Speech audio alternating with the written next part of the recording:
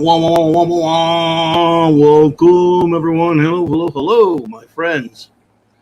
I think I'm going to start calling it Wild Card Wednesdays. You know why? Me neither. I don't know why.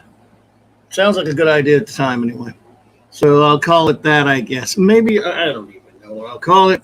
I'll call it something, though.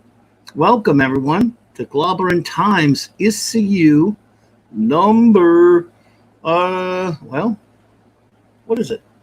Oh, yeah. 183, but number 883 overall. I'm sorry, everyone. I was finishing up, doing a little wrenching for my old buddy Polly over there at Latino Slant. His show he was running over there. So I was trying to help him out as much as I possibly could before I got started over here, because he's my bud, and I appreciate him, and he has a great channel. And that is for that right there. But anyway, now I'm here with you wonderful people, and I'm just very happy to see you all here tonight. And, let me just start saying some hellos real quick to the wonderful people of names I see in this chat. J-Man, I don't know if you're still here, J-Man, but if you are, great to see you. Thank you. And thanks for the like. If you weren't able to hang out, that is cool. I certainly understand it is late at night. It is good to see you, J-Man. No, appreciate it. And I finally acquired that film, and I'm going to watch it this week. And we're gonna soon get together, J-Man and I, and review the movie Dread soon, and discuss the movie Dread. Snortapoopas, Cuber, what's up, brother? Oh, hey there, Stephen Thompson. Stephen Thompson, I can't find the email you sent. Please give me a ballpark idea of when you sent it. I'm trying to track it down in my email thingy. I'm very bad about checking my Yahoo email because it gets filled up bad, and I always just check like Twitter DMs and Facebook messages and things like that. And I'm working on getting better at my damn email thing. Now I'm way behind in the chat, so if anyone puts anything there, I'll get to it. But I just wanted to say some hello, so I backed it up. Phantom Outsider, brother. Good to see you, buddy. Always appreciate seeing you. Oh, the wonderful, the lovely R1 Avalon, R1, beautiful lady. It is great to see you. I know you were on Loki's show, my great friend Loki's. By the way, thanks always to the great Stone Loki for my opening there. I didn't get to hear that yet, but I'll be listening to it tonight because I want to hear that. I want to hear your wonderful voice. So R1, I can't wait to listen to that, and I'm glad you were on there this morning. Let's see here. Let's see who else is here. I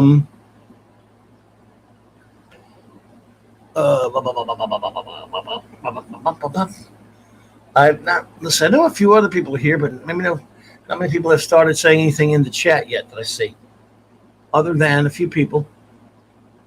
Stuart Mitchell, hey, good to see you, my friend. Well, Arwen, I'm glad you went on there, and I'll definitely have you on to talk with me some night if you are game. D-Bud, brother. All right. Let's get that cabal going, buddy. Let's see. Chris Persia the Great. What's up, man? Good to see you, bud. I'm caught up on the chat, I promise, everyone. Way behind on it. Pop Culture Archivist, Jed's there, yo, bro. Thanks for being here. Golgo 13, buddy, what's happening? Good to see you, bud. Good to see you. Pat S, brother. All right. I'm way behind. The great Eric K, the bronze surfer. Steve Mitchum, what's up, bro? By the way, let me know if you guys are hearing me okay. Brightest Day, what is up, man? It's great to see you. Let's see. I got to go to the. I hope I don't miss anyone, because I got to go to make the chat current so I can make sure anyone's. Now I'm up to speed on the chat, so if you guys are talking to me now, I can see it. So, let's see here. All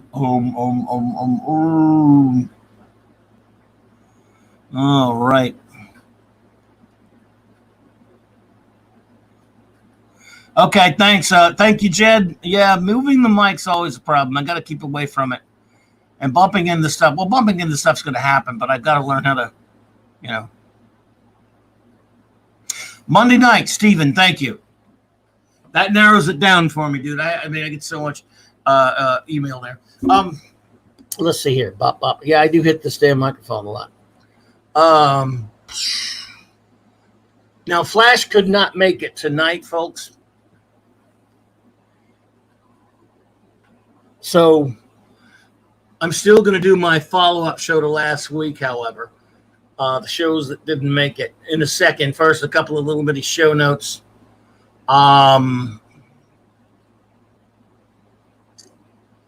Let's see. August, as always on Clobberin Times, whether in the old days of BTR or last year or here. D-Bud, no, I haven't found them, man. I can't. Entering a name doesn't do any good on the stupid Yahoo. I can't find them, man. And I know you.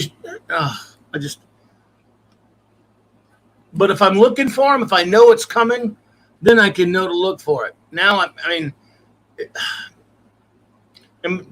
another thing is I've been gone all week. At least in the daytime and most of the day, I have not been home. And so by the time I get home, I got to do a few things and to get ready to do this here. So this week's just been horrible. So I haven't looked. I looked for them this past weekend. I think Sunday. But I have in my notes right now to look for both emails.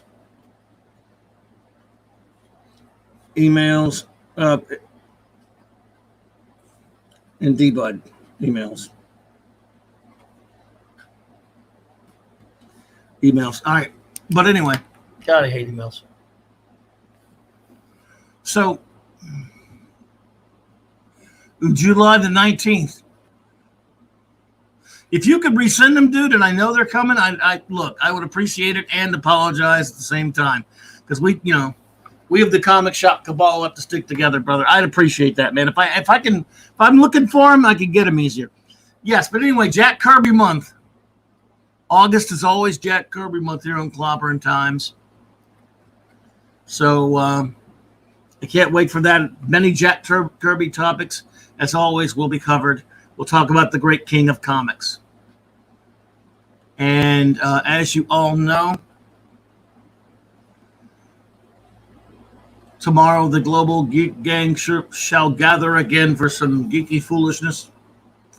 Saturday night, the wonderful Raquel Briggs and I, my wonderful, beautiful first officer, will continue our ongoing mission of reviewing Star Trek The Next Generation as we are reviewing all of real Star Trek.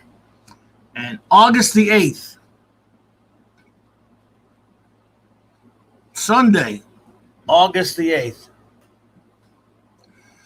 Stephen, Gmail. Yeah, I don't know. I could use that better. I do have some Gmail accounts as well. Thanks, D-Bud. Now I know to look for one. It's always easier. But yeah, I like the Yahoo one, but that's right, Chris. I've admitted it.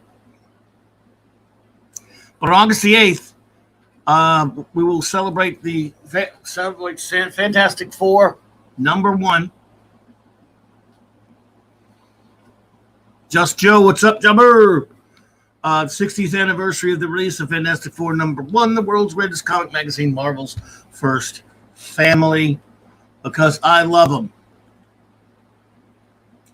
Now, unfortunately, Flash could not be here tonight, so I'll just wing it, as far in terms of our top 25 lists that we did last week, as you all know. Because we Flash and I it was something we've always loved doing. Yeah, I understand not everyone likes lists, I guess, but we always have a good time doing it. And we had a great time doing that last week. I did, and I know he did. So what I'm going to do is I'm going to recap both of our lists from last week to show you what made our top 25s and to re-go over that. And then, even though Flash could not be here, I'm going to talk about some of the shows that killed me to leave off that list. Like if I had made a top 30, they would have just got right in there, Because, man, I tell you, there's some shows it was brutal to leave them off. And we did this about 8-9 years ago or something along those lines. And our lists changed a little bit here and there. Mine did. It altered certainly a little. So I'm going to get right down to business with that. Top 25 all-time favorite TV shows. Let's see here. Jobber, Flash, have the Mandalorian on his list. How Carrie? Look, you got me, dude. Man, hey, we never understand each other's lists sometimes, and it's a favorite list. It's your all-time favorite TV shows. So, I don't know. I don't understand it. That one, but I can understand him liking it. A lot of people like it. I watched it. Once. To have it, not only that, but he had it like he had it way up there, didn't he, Jobber? He had it like close to his top 10 or something. Let me see. He had that. Well, we're going to get to it in a second. Yeah, he had it way up there.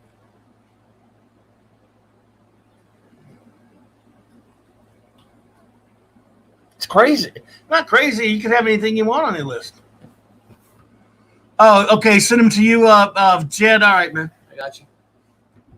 Which is, again, look, this is a favorite list. It's whatever your favorites are. So I'm going to recap those now.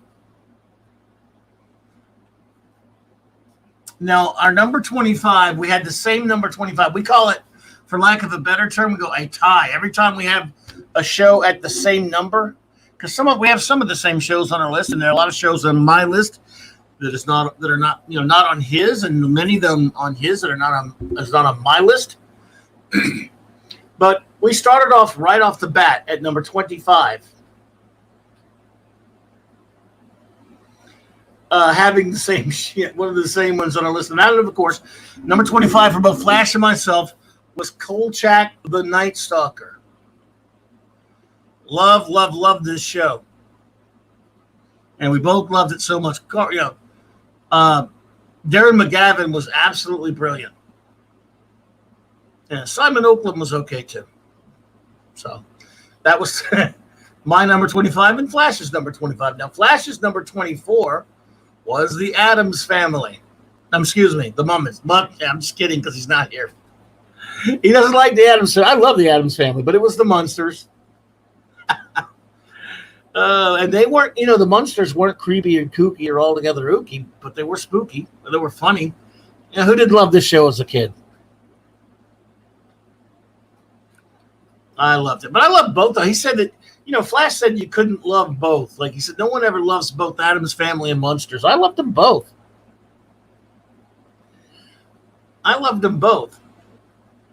So that was his 24. My number 24 was Battlestar Galactica, the original. Yep, original series. I just love it.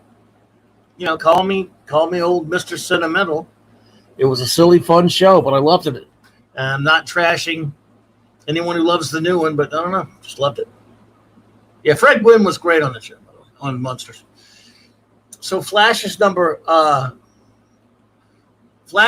23 was Space 1999. Well, y'all love that one. It's been a long time since I watched a lot of Space 1999, I got to tell you. But it is a cool show. And my number 23 was MASH, but I have to be clear on something. Only the first 3 seasons when MASH was a comedy. I love the MASH film, and it's very different from the MASH TV show. This was one of the greatest, funniest shows ever on television, but only in the first 3 seasons, and really a little bit 2 seasons beyond that, because at least it still had Frank. But this cast was perfect, and it's just so funny. Yeah, well, it became the Alan Alda show, didn't it, Arwen? MASH. Yeah. It was so, Steve Mitchum and I quote mash at each other all the time. I'm not as think as you drunk I am. The wind broke his leg. What is if we had more men like you, we'd have less men like you. The quotes are endless. This show is so freaking quotable. I think I've been slaked. Oh, God, it was hilarious. First 3 seasons of this show are fantastic. I've watched them over and over again. That's anything on any show here on my list. I've watched it a whole lot. A whole lot. Interestingly enough, our number 22 was also another tie. We had 2 ties inside that real close. And that, of course, was the Wild Wild West.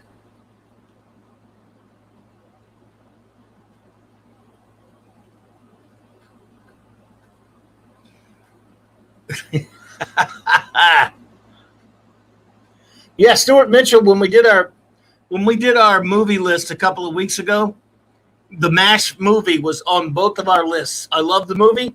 It's very different from the TV show, but yeah. I love it. But the Wild Wild West was our tie at number 22. We both had it down there. Wild Wild West, what a great friggin' show, man. It was top notch. I love it. Oh, Arwen. Oh, really? I got you.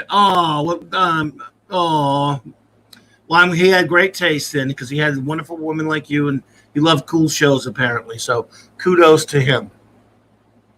Kudos to him, Arwen, and all the love there. That is amazing. It is funny how when we think of people that we've lost, and if we relate to them in so many ways. We think of if we see a show that they loved, it'll make us think about them a little bit. That's kind of the power of TV shows or movies, isn't it? Ted Millich, good to see you. So that was number 22 for both of us. Now, number 21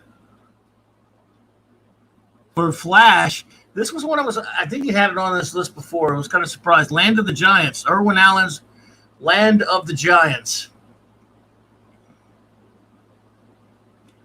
And this was a fun show. They had this weird ship called the Spindrift, and they go to another dimension and land on a planet with giants. And not only, but the thing is, the giants. Eco 3, good to see you. Thank you for joining us. The Land of the Giants, and of course, they weren't as these giants were a little bit more primitive than the little people, and they were always trying to capture these little people to use them. And these little people were always trying to help them. Weird show. Irwin Allen was a weirdo. What can I tell you? But my God, look at those ladies. Woo. Gotta love some 60s, don't you?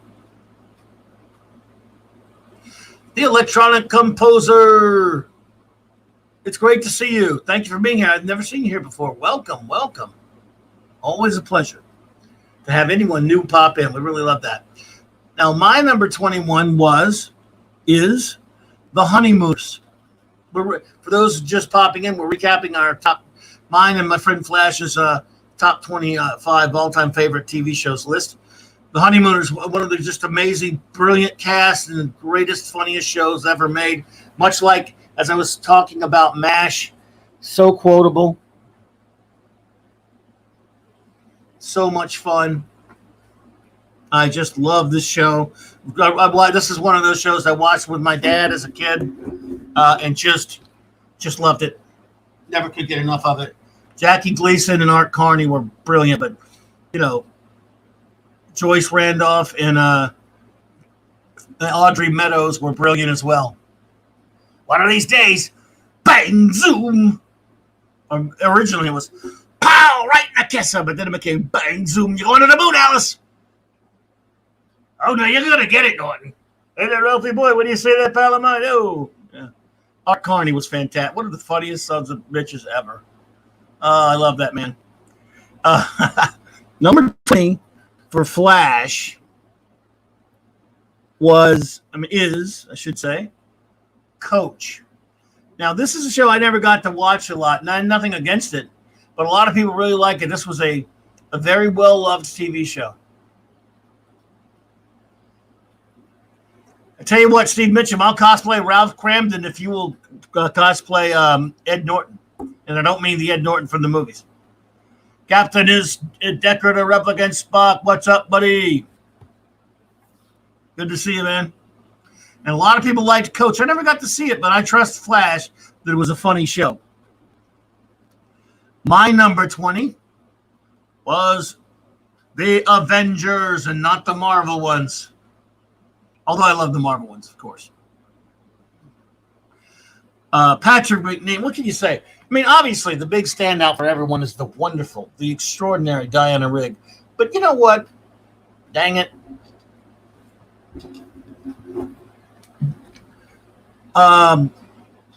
Kathy Gale and Tara King were okay too, but man, Mrs. Peel was wonderful. We all loved her. Honor Blackman was great as not only Pussy Galore from Goldfinger, but of course, before that, she was Kathy Gale on the show. But Emma's the greatest. Oh my God. You know, but look, in poor old Linda Thorson, her only crime is that she came after, that tough act to follow, Diana Reed. Listen to me. Diana Rigg. Donna Reed was okay too. But I even love the new Avengers. You know, when they brought it back in the 70s for 2 seasons, I have those. I liked that show was still great, and Steve was still a badass, and Joanna Lumley. So, you know, hey, can't go wrong right there now, can you? Flash's number 19 is wah, wah, wah, wah, the Incredible Hulk. The Incredible Bettable Hulk. You know, or as some of us called it, the Incredible Social Worker. But it was a good show. I think the show, again, sometimes the plots got a little monotonous after a while, as we both talked about last week, but Bill Bixby was brilliant. What a brilliant actor he was. He carried the show. I mean, obviously, Lou Ferrigno did a great job for what he was doing as well, you know, but as far as getting really into this show, you got into it because Bixby was just so terrific. Just what a great actor. You really got to, you can't say enough about what a brilliant actor that guy was, in my opinion. My number 19 was In the Not Too Distant Future, next Sunday AD. Mystery Science Theater 3000. Joel and the Bots, Mike and the Bots, in this case. My goodness. Show lasted for a long time and brought me so much joy on TV. So much fun. Making fun of, really, they send them cheesy movies, the worst they can find.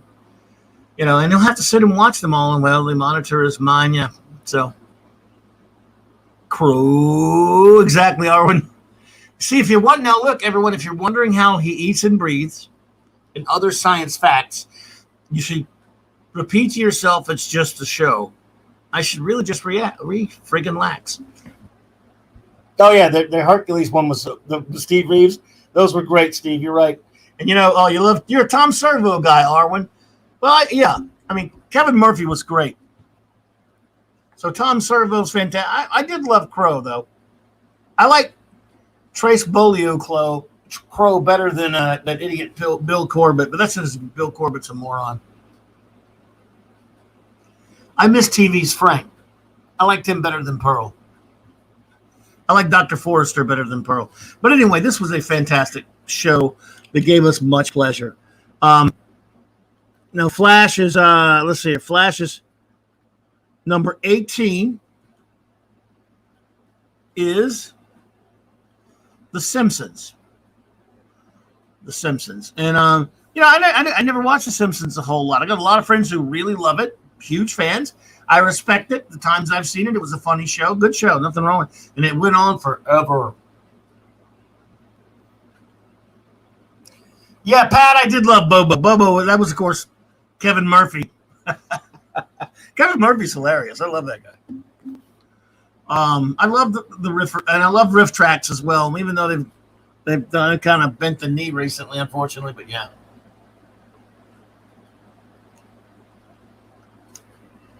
They did bend that knee. Let's see here. My number 18.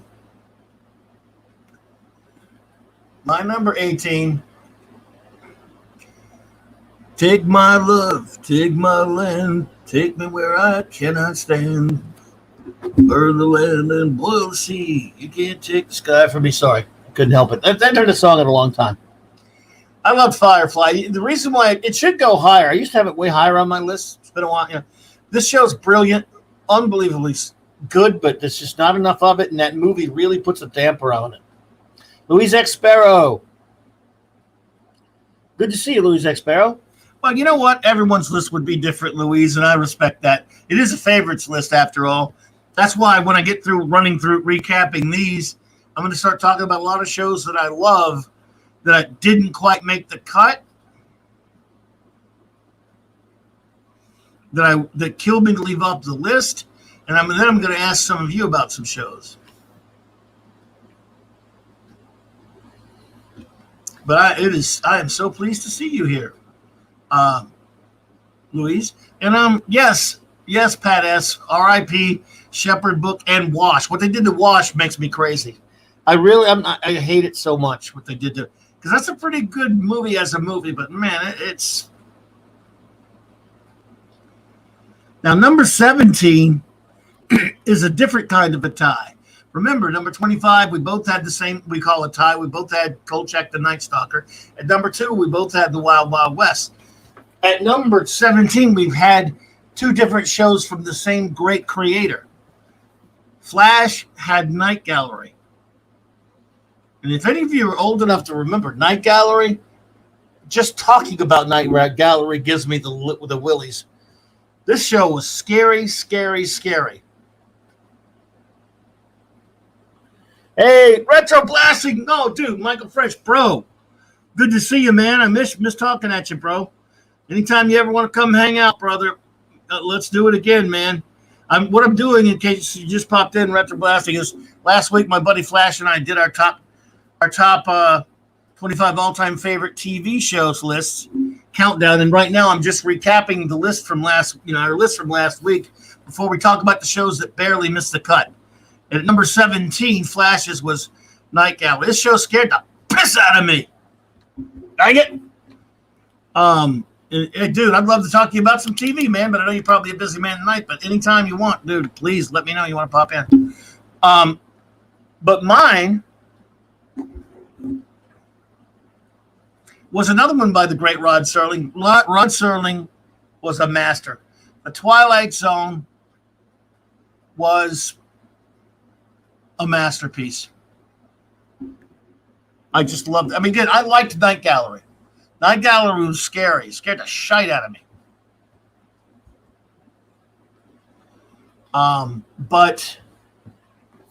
And that's another, but by the way, what Retro Basti mentions about the pain of Firefly, that's another reason why it's lower on my list. It's a great show. There's not enough of it, and all it does is cause you pain because you want more of it. That's a testament to how good it is and how frustrating it is, by the way, in my opinion. But Night Gallery, Twilight Zone, a couple of great shows. Now, Flash is number 16. Interestingly enough,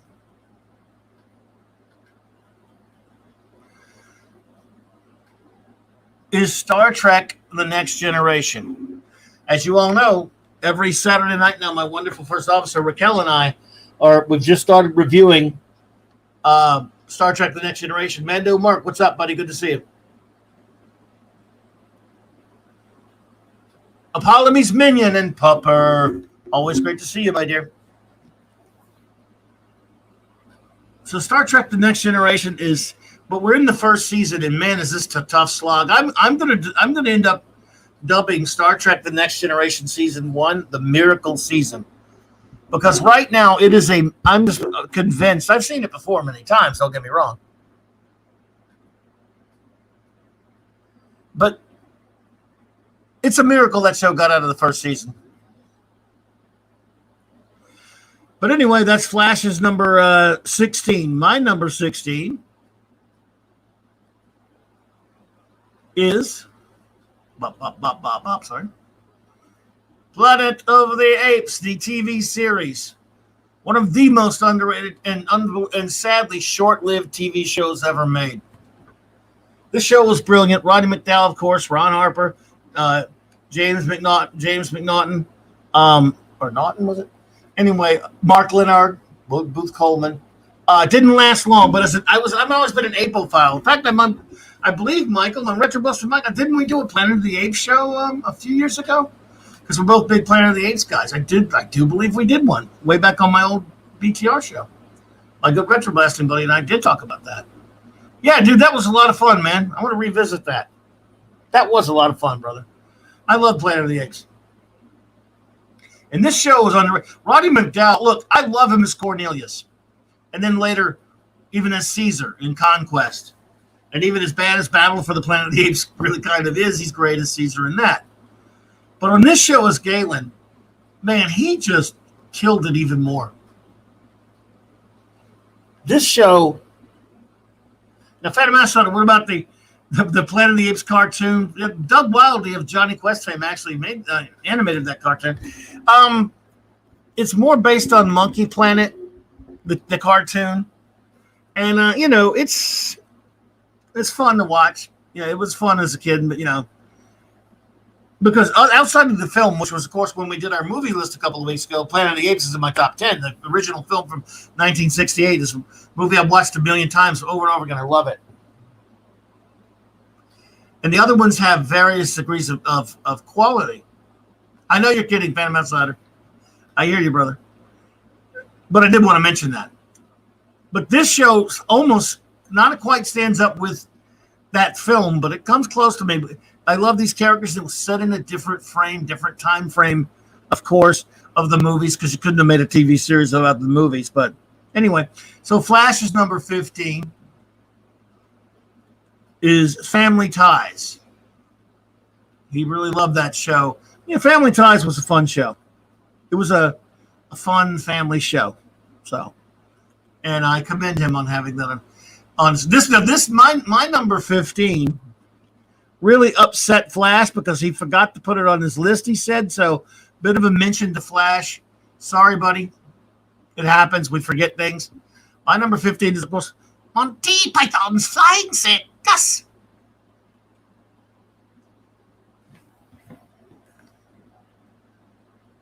Yeah. Oh God. Jesus Christ.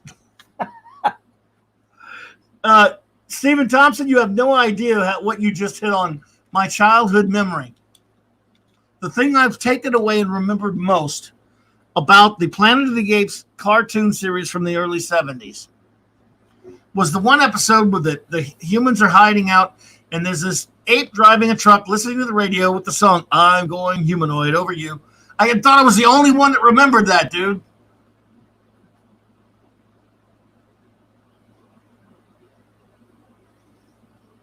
Wow. Anyway, Monty Python, brilliant swim. What can you say? Absolutely brilliant show. These guys, man, love them. So, there's a penguin on the telly. It's of course the penguin. Oh wow, there goes the diver. Now there's something completely different. A man with a tape recorder up his nose. Anyway. So number 14 for Flash is 14 for Flash was Taxi. What a great show. Taxi was a great show. Really was. Hilarious. As Flash said, the Louis De Palma, what a friggin' character he was. A great character, a loathsome character.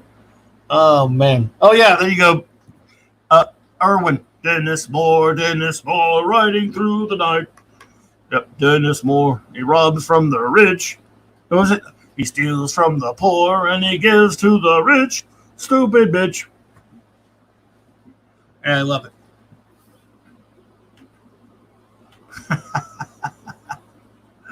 Oh, yes. My number 14. This is going to get me in trouble. Some people don't like it, but I actually really do love Star Trek Enterprise. I'm a big defender of it. My wonderful first officer, Raquel, and I have done a show defending it for a couple of hours. And I'll defend it to the death. I love it. Number 13 for Flash is it was my number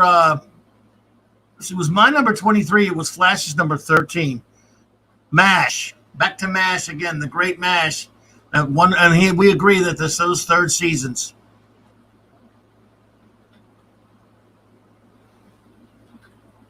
Great show.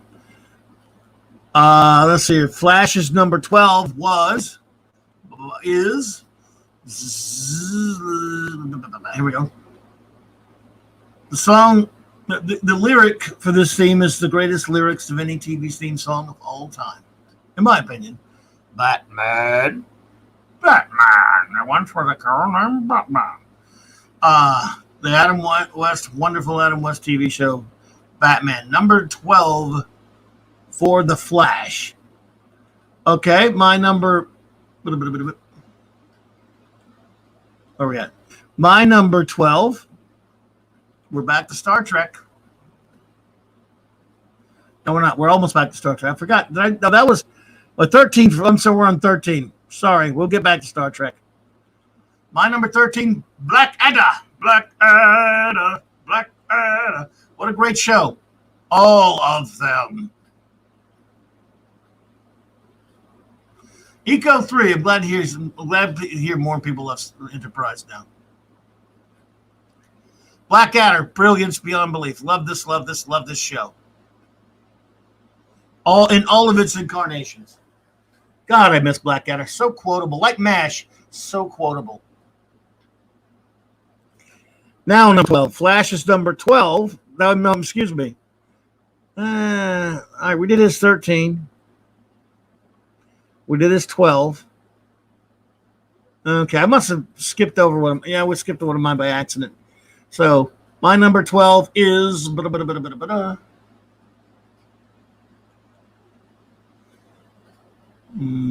are you? Star Trek Deep Space Nine. And and for reasons, because I love it. Okay. Bop. Let's see here. When he kills King Richard, that was fantastic in the first Blackadder. Arwen, yes, what a great show. Chris, I love this quote. Your brain is so minute, Baldrick, that if a hungry cannibal cracked your head open, there wouldn't be enough to cover a small water biscuit. Yes, I love it. Yeah, love me some Deep Space Nine. No apologies. Number 11. Okay, Flash is number 11. This was controversial with the great jobber, Just Joe. Flash's number 11 is The Mandalorian. Now, you all know I love Flash. He's not here to defend himself. But, hey, I didn't really think the show was all that great personally. But him to have it that high, he loved it. Hey, Steve Mitchum, have a good work out there, bro. He loves it. What can I tell you? My number 11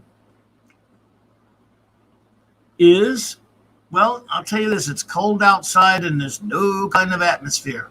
My number 11 is the great Red Dwarf. British brilliance at its finest. I love the show. Harwood, Baby Yoda, squee. Oh, goodness. That's right, D-Button. Boys from the Dwarf.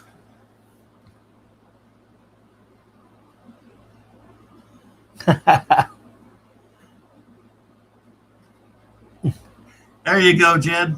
I hear you, brother. This is a great show.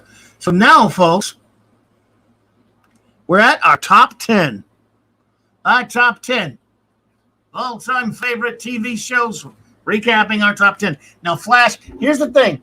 I'm going to do an animated TV shows list soon. Retroplastic. I can't wait to tell him that. Oh, dude. Yeah, I teased him about it. What can I tell you? It's a favorite list. All things count. Now, I didn't do any animated shows on my list because he did. He had Simpsons and he had this next one. But that's because I'm going to do an animated list soon. But he's allowed to do whatever he wants with his list, so I let he did it, and it's a fine choice. Batman the Animated Series, which is it's a wonderful show, great show, and can't fault anyone for putting it on their favorite TV shows list. I'm gonna have a separate list, so I kept animation off of mine. So my number 10 is, yes, I got to get to, is, of course, The Rockford Files. This is Jim Rockford at the tone. Leave your name and message. I'll get back to you. Rockford, very funny. Ain't laughing. You're going to get yours. But a boom, boom, boom. And there's that wonderful Mike Post theme song that played on radios. What a great show. Greatest PI show ever, in my opinion. James Garner. How do you not love him? I mean, it's just, he's the best. Steven, you keep spoiling it. My Mother the Car just barely missed the list, buddy. I love Jim Rockford. God, what a great show. And I love that car. Who doesn't love that car? How many times did he destroy it and get it right back? And that sucker got blown up, ran off a cliff.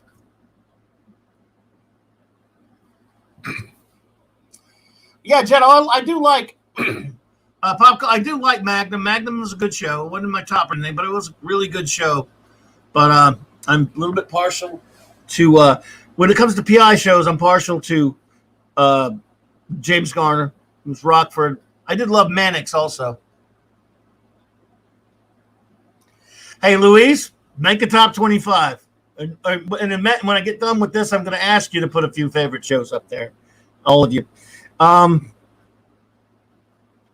Number 9 for Flash. Here's one. This was an out-of-the-box one here, and it was a show I loved as well. SCTV. Arguably right up there with as funny as Saturday Night Live in their heyday. This picture, unfortunately, doesn't have the late great Harold Ramis, but he was hilarious. I mean, look, dude, Eugene Levy, Joe Flaherty, the Rick Moranis, Dave Thomas, and the great John Candy, Andrea Martin. I mean, what a cast. SCTV. You had to be a kid of the 70s, I guess, to love it, but what a great show.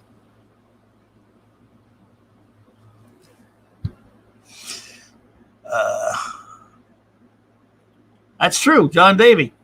And not only that, John Davey, you mentioned John Davey being on some Rockford episodes there, Steve Mitchum. I was watching the Leonard Nimoy episode of Columbo a couple of weeks ago, and John Davey was on that, I believe. Yeah, Ted Miller. Saturday Night Live was brilliant in the in the 70s, but SCTV was just every bit as funny, I thought. And that's a great choice by Flash. That was for his number 9. My number 9 is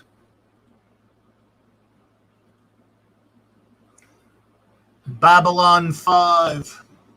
Man, what a show. God, this is it a soap opera in every good sense of the word it is, because it has wonderful running threads and great long-term characterization, character growth, the likes of which have rarely been seen in television, especially on a science fiction show, and yet even individual episodes that pack an individual episode type of wallet. It manages to be episodic and arc all in the same. Some of the greatest character development you're ever going to ever see on any TV show, especially any TV show of any kind, and certainly for science fiction. Babylon 5 is a wonderful. Again, you can say what you want about the way it went down in the 5th season and some of the things that happened that weren't not all in the control of J. Michael Straczynski. But this show is a masterpiece nonetheless. For all, there's so much great everything. I mean, look, there are things I didn't even agree with as a fan, but it's just a magnificent show. Pop Culture Republic. I've never seen you here before. Welcome. It's great to see you, my friend. Thank you. Thank you for everyone for being here. Flash's number 7 is where's it at? Where's his number 7? Am I number 7? No, I'm not at number 7. I keep forgetting where I am. I'm sorry. Losing my place. Flash's number 8. Sorry about that, folks. I'm dyslexic. Flash's number 8 was Cheers. And yeah, I mean, this show went on for a long time. I was one of those that didn't want to like Woody because I liked Coach, and unfortunately, the actor that played Coach passed away.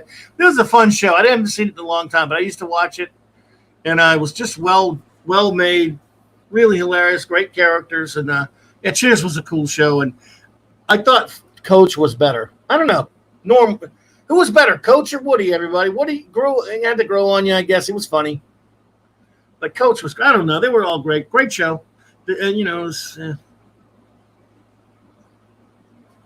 So, again, another great choice by Flash on that one. Say what you want about The Mandalorian, but he has picked some good shows on here, too. I'm teasing about, Flash, if you're hearing that, brother, I'm just messing with you. You can like any show you want to like. My number 8. Okay. Coach was so sweet. And Woody, was it?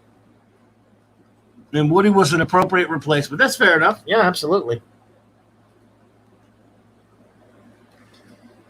My number 8 is, in my opinion, and this is one of those things, I'm saying this, if you don't believe it, agree with me, fight me.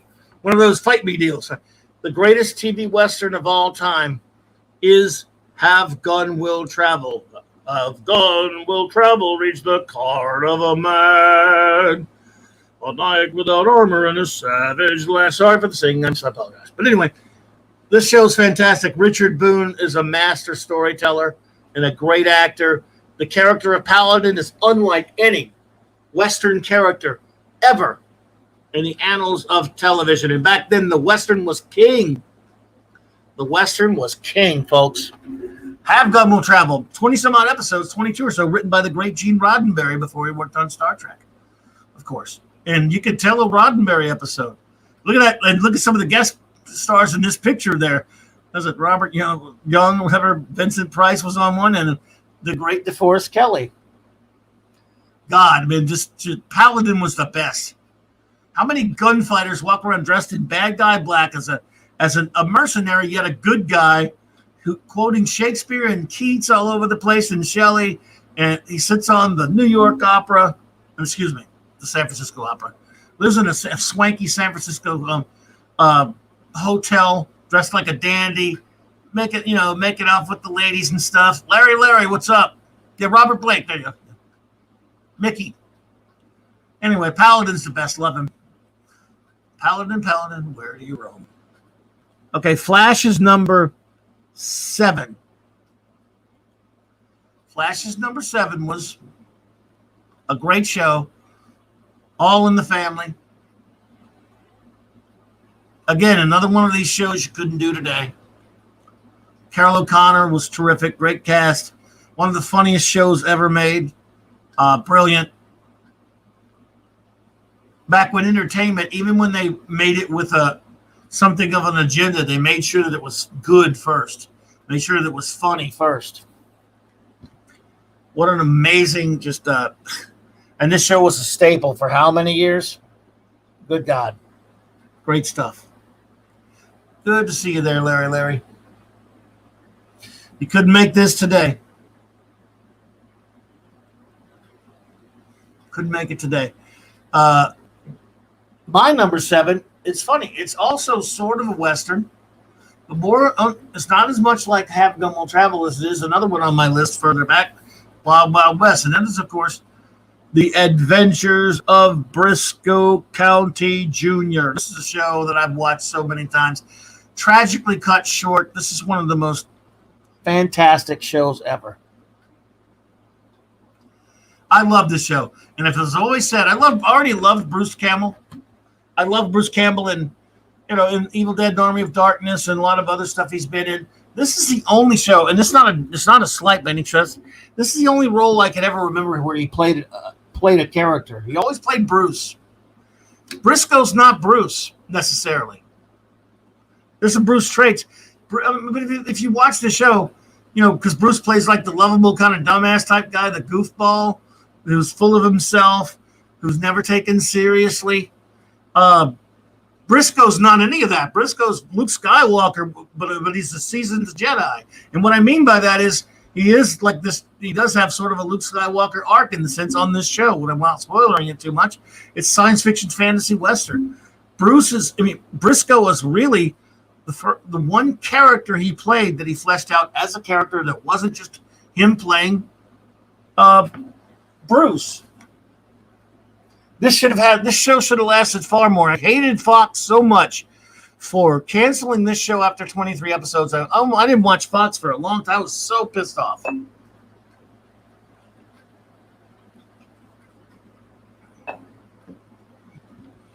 I watched Jack of All Trades, Phantom Outsider. It was a fun show. He was playing Bruce on that one, but it was funny.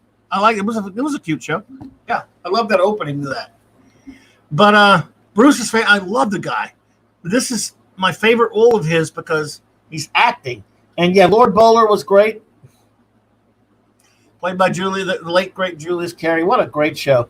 Yeah, I have that set as well, Eric. I've worn that sucker. Every couple of years, I pull out this DVD set and binge them. Binge those suckers because it doesn't take very long. And I get back into it, and then I get to that tragic ending. Because when it's over, it's like, oh, man, they ride off. And they said, we'll be back after a brief hiatus. Well, the hiatus has lasted almost 30 years. Yeah, Pop Culture. Bird Notice was a really good show. He's playing Bruce on there, but in a good way. And I watched the first 3 or 4 seasons. One day I just plan to go back and watch it all. Bird Notice, good show. Yeah. Number 6 for Flash. Again, a quirky, off-the-wall choice for Flash. The Late Late Show with Craig Ferguson. I only watch this a little bit once in a while, but Flash loved it, and I gotta say, Craig Ferguson was a likable, funny dude. You see, again, what little I watched of it, I thought he was pretty cool. I just never really watched. I mean, back in the '80s, I watched Letterman when he was still funny. Then he turned into a jackass. Of course, before that, as a kid, I loved to watch Johnny Carson and all that kind of stuff. But I didn't watch this show that much. I'm not big into variety shows like that. But I never really watched this one that much. Steven Thompson, I will finish Burn Notice one day. Absolutely. That's a good look, because it's a great show. And I do need to go watch that again. So that's number 6. My number 6 is one we've already talked about. My number 6, I have it even higher on my list than Flash did. That's, of course, Batman. I mean, this is what the show, the only reason we're here tonight hanging out, folks, that we know each other exists is because of this show. This show started my geekness when I was less than 2 years old. It was just on network television. That's how old I am. And it was the first word I could say was Batman because of this show. That lyric, running around the house, singing Batman, Batman, Batman as a child of less than 2 years old. And, yeah, what can I say? How many people? Wow, D-Bud, we were around close to you, only a couple years older than me when it came out.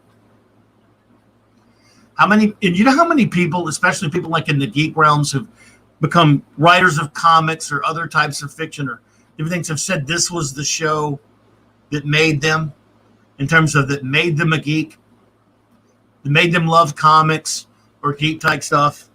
I mean, it's just so many people. Number 5 for Flash was the X-Files. Now, he's a big, huge fan of the X-Files, and I've watched a good bit of it here and there. I've never watched it all, but I have a lot of friends who really love the X-Files, and I respect it immensely. It's just that when this came on right after Briscoe was getting canceled, and I wouldn't watch Fox for a while, so I didn't start watching it. But it's a great show. There are a lot of great episodes, and of course, there's a lot of it. He didn't like all of it, of course, but he loves it enough to have it that high on his list. And that's his number 5. My number 5 is a show that very few people have ever heard of. I consider this a show, only 7 episodes were made. This is a show that was made for me and me only, because I've watched it more than any human being ever did, including the people who make it. I've watched it so many times. I have it memorized, and it's never going to be on DVD or anything. No one knows about it. It's one of those really forgotten shows. Only 7 of them. That's Isaac Asimov's Probe. I love this show more than anyone should love any show ever, probably, but I just do. Again, back when you could make a cast, you had the guts to make a cast with only 2 people in it.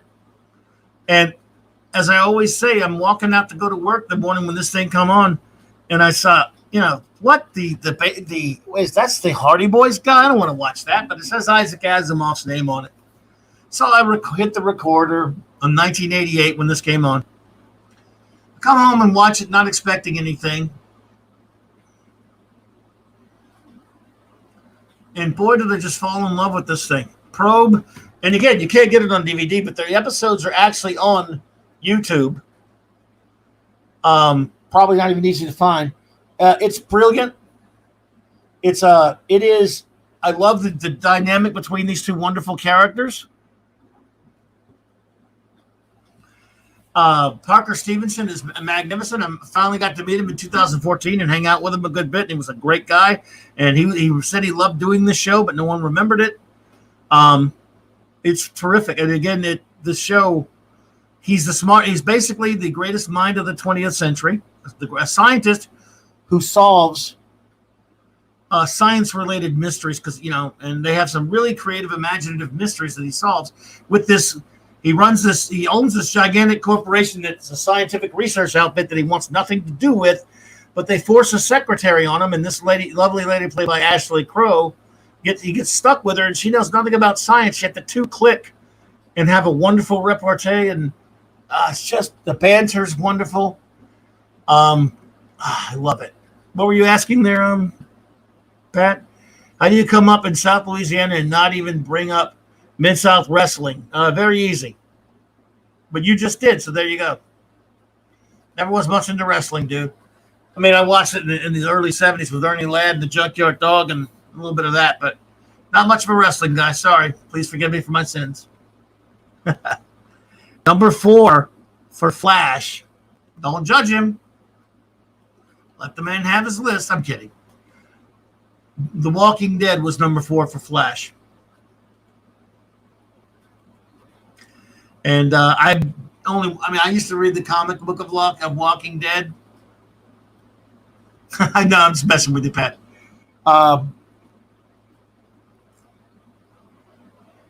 But I watched the first 5 episodes or so of this show and never could get into it, but it's very popular. A lot of people liked it. And like he said, he loved it, but it did run on too long, he says. My number 4 is the magnificent BBC space opera of the 60s, late 70s and early 80s, sorry, Blake 7. Masterpiece of television. My God, I love this show, and you can laugh at its budget all you want. Brilliant characters, even if relatively more simple stories.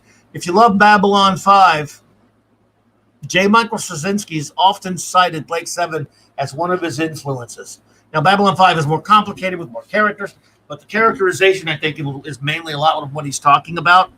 The great Paul Darrow, Cara Avon on this show. Paul Darrow is one of the greatest characters. Avon lives, buddy. One of the greatest characters in all of TV history. Exactly, buddy.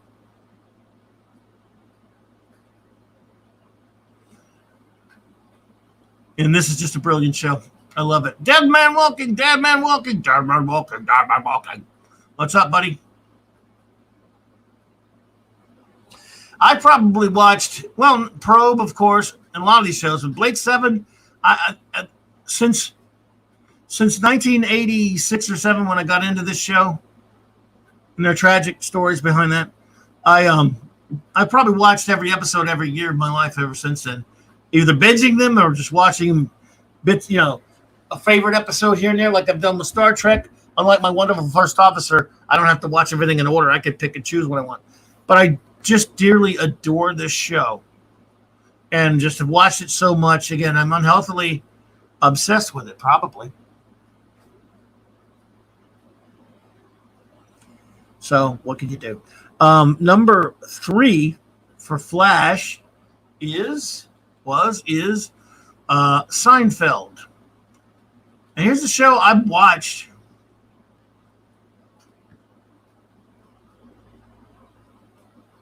What's that? If you like Blake Seven, there's a podcast called Blake Seven in Character. Oh, okay, cool. Ted Millage, thank you.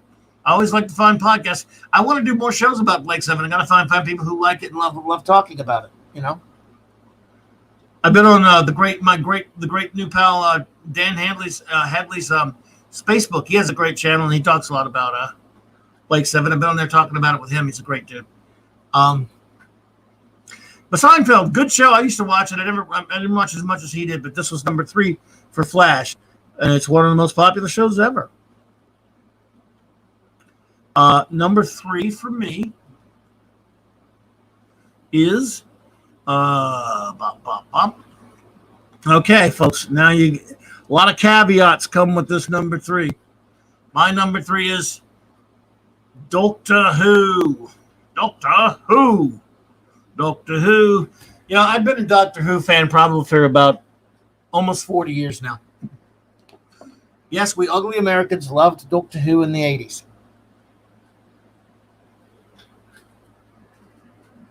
And we love you, Brits. We love you. And we love a lot of your shows, obviously. A lot of your shows. And because I despise, without going into it, what they have done to Doctor Who. Hey, Cardinal Sin, buddy. Good to see you. What they've done to Doctor Who is such a disgrace. I've decided that in my own personal headcanon, you'll note this picture. Yes, pop culture, my favorite is Tom Baker also. That my Doctor Who headcanon stops with the 50th anniversary. Just for me. Look, it's a travesty what was done to Peter Capaldi, brilliant actor. I just don't like the way he was written.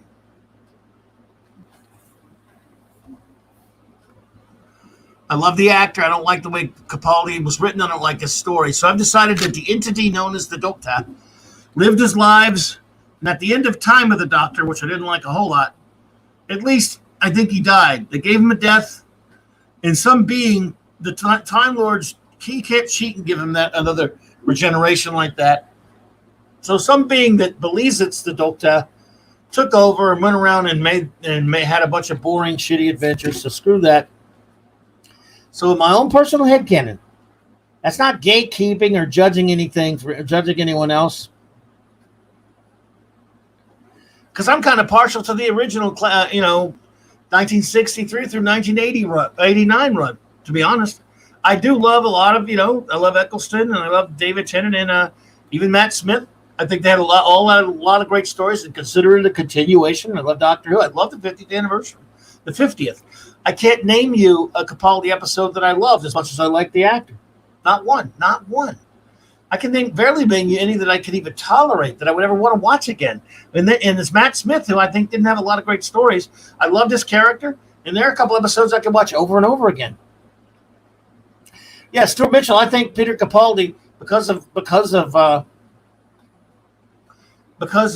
Moffat, the way he was written, he wrote Capaldi to be more like Malcolm Tucker. Well, Malcolm Tucker, the Doctor shouldn't be Malcolm Tucker. I really loved Matt Smith as an actor and as the Doctor, even though I didn't think he had a lot of the greatest stories. He had at least a few that I could watch over and over again, as David Tennant did, as Christopher Eccleston did, and as all the other doctors have. But so, and yes, I'm an idiot. I even watched that last season. That's not even real Doctor Who. That's how dumb I am. I watched the Chibi garbage and the Whittaker garbage, but it's not Doctor Who. It's a name only, and it's filth, in my opinion. Hey, that's a good one there, Pat S. Ace is one of my favorite companions. Sarah Jane, Ace, Joe Grant. Yeah, I love them. And whatever your favorite Doctor, here's something funny about that. My favorite Doctor, when people ask, my favorite Doctor, yes, I could pick a favorite in an order. I love Tom Baker the best, but all these guys you're seeing right here now, I hated the McGann TV pilot, but it wasn't his fault. And neither the Doctor, they gave him some redemption. So McGann's a legit doc. I love all these docs, and I can put them in order and everything, but the still is my favorite thing about the show is the way he changes into someone completely different every time. How each Doctor contrasts the last one. Oh, Bionic Belly Button, I love you. Good to see you. You're wonderful. Great to see you there. So, I love this show. Was just, I mean, it's one of the greatest things ever put on television. It's such a sad thing that's happened to it, but I will always love it. George Lazenby. Get him, Captain Cockney. Dude, George Lazenby. Well, in that case, my favorite doctor is Dr. McCoy. So Flash's number 2 is Smallville. Okay. I realize a lot of people love Smallville. It was a very popular show. I don't hate it or anything, but I'll tell you about, and he knows this, we've talked about it a lot. I'm something of a Superman purist. And when they announced this show and the jackasses who produced it said no tights, no flights ever, I said, well, that's not Superman, so screw you. I'm sorry. And then it's going to be a young Superman. And I grew up loving Superboy in his costume with Krypto and all that stuff. So the entire premise of the show, I can't get into it. I just don't like it. All that said, I understand a lot of people do. Flash loves it. I respect that about it. I respect that people like it. I can't get into it. It's a very well-loved show. You have my respect if you're a fan of it. It's just not in the Superman mythos to me. It's not what I want to see. Like I said, yeah, he CGI flew for a few seconds on that last one. I know, I saw it. But I hate, this is not, again, I'm old. You all know that. I tell you all the time. So as someone who loves Superman and Superboy, my Superboy in the Legion. Pop culture, look, I'm glad I'm not the only one. Have never seen a full episode of it. It seemed like Superman without, exactly. Yeah, I hate minimalism when it comes to superheroes. But I respect many people who love it, and that's fine. And I respect his choice. Now, my number 2 is a bit of a quandary for me. Because, well, it's, of course, The Prisoner. Because I consider this to be the greatest TV show ever made. You are number 6. I consider The Prisoner to be the greatest TV show ever made. I do. But this is not a show about the best. Because best is still subjective. It's like, what do you love the most? It's always, I had it number 1 on my list before, but if I'm picking my favorite, the show I love, and this is like Lake 7 and a lot of other ones, I've watched every episode since I fell in love with the show in 1985 or whatever it is. I've watched this show every year so many times, and I just love it. Eco 3, that's a very good point, Will made. It's the greatest TV show ever made, but as far as my sentimental favorite, and Flash's sentimental favorite, we both have the number 1 spot. We both, another tie, just like number 25 and 22 were ties. Our both sentimental favorite TV show of all time is Star Trek, the original series.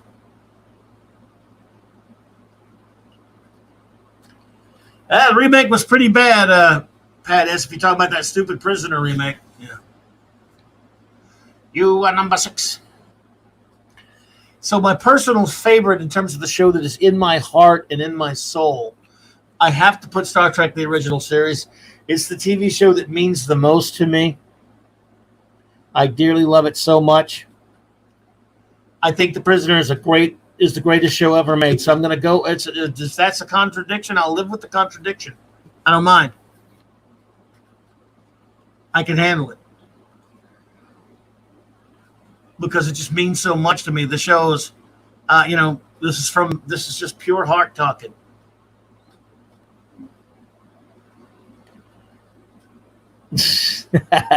Flat. Eric, dude. Larry, Twilight Zone was at number 17 on my list. I love it, man. The real deal Twilight Zone only. Nothing without Rod Serling. I'm sorry. I mean, that 85 one was sort of okay, but all these reiterations, even the movie. Yeah, it's Rod Serling or nothing when it comes to Twilight Zone, my friend. Now, what I'm going to do is I'm going to mention a few shows that it killed me. I mean, it brutalized me to leave them off my list. I'm in agony over here because I couldn't fit them on my list. I'm gonna throw a few of them out there, and after I do that, I want to ask a few of you some questions about some TV. And this isn't. I didn't put these in any particular order. They're just shows that I love. First I'm gonna go over some of the ones that I kept switching places with and stuff like that. That kept going all over the place on my list. That kept going on and off the list.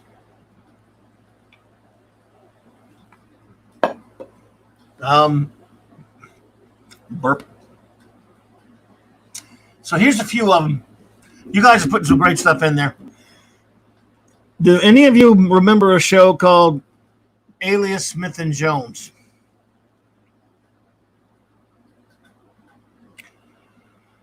Alias Smith and Jones. What a great show. Love it, especially the Pete Duel episodes. Alaric Harrison. Hello there. Good to see you, my friend. So Alias, another show that killed me to leave off. Buffy the Vampire Slayer. Alias Smith and Jones Arwen was a show.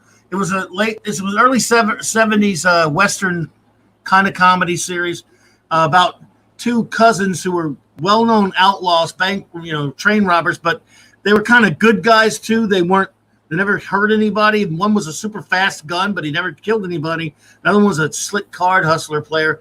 And they did something good, and then they got offered a deal for amnesty. If they stayed straight 6 months, the governor of the state would give them a pardon because they saved a bunch of lives and stuff. But they couldn't tell anybody about the deal, so they'd still be wanted. Monkey Jeebus, good to see you. And unfortunately, one of the main actors committed suicide, named Pete Duel. After about 50, I don't know, maybe like 40 something episodes, however many there were, a season and a half or whatever. And the show was just brilliant. Loved it. But unfortunately, he passed. So I love that show. But I also remembered, Buffy the Vampire Slayer came really very close to my list. It's a great show, I thought. Yeah, I'm with you. I hope the governor sticks to the deal. And, when Roger Davis took over for Pete Duel, it was just never the same. Yeah, that's true, Larry. Kind of a Butch Cassidy and Sundance type thing. Great show. Really funny. Lighthearted. They used a lot, Gene Roddenberry scripts were kind of used for some of the episodes even. I love that show. Buffy was a really great show, though. 50 episodes, was it? Oh, Phantom? Okay, good. And Pete Duel was brilliant. I mean, that's what I'm saying. Nothing against Roger Davis, who was great with the opening narration, but Pete Duel could not be replaced.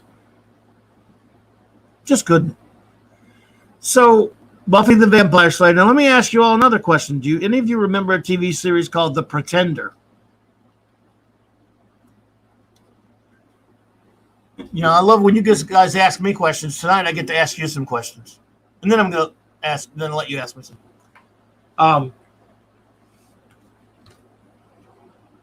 The Pretender? 4 seasons. That's another show that came very close to my list. I love The Pretender. What a great concept of a show. Michael T. Weiss was brilliant on that show. And, of course, oh, my God, the lovely, what was that lady's name? Played Catherine Parker, Andrea Parker, whatever on that show. Alec, you remember The Pretender? Great show, 4 years. Yeah. I have all the box sets of those. I really did love that show. Pretender, great stuff. Fun concept. Yeah, so barely missed my list. Another one here. Newhart. Killed me to leave Buffy off. Killed me to leave The Pretender and Alias Smith and Jones. And it killed me to leave Newhart off the list. The Bob Newhart show was a great show in the 70s. Don't get me wrong, but I thought Newhart was better.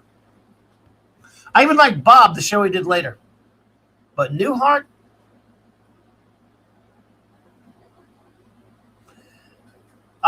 Cardinal Sin, you've been told that you look like and act like the lead from The Pretender. I didn't, not to me, but then again, maybe I don't know. His name was Michael T. Weiss. Interesting actor. You don't really see him that much. But Newhart was brilliant. Bob Newhart was just so fantastic. And I think his show in the 80s, Newhart, was his best. I'm Larry. This is my brother Daryl. This is my other brother Daryl. Larry, are you older than me? Are you sure? Larry, you might be older than me. It's not that out of the... It's not many people are, but you could be, dude, because I'm really old. There are only a few people here I know for a fact older than me, and not many. But you might be another one. Cardinal Sin might be older than me, but I don't know. I'm probably older than him.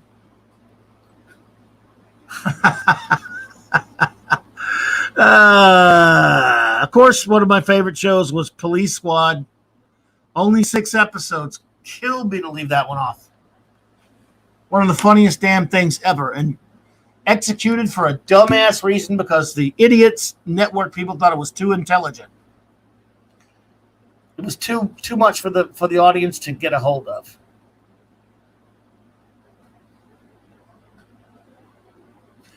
I hear you there, Eco3. Even I watched one of those Newhart ones.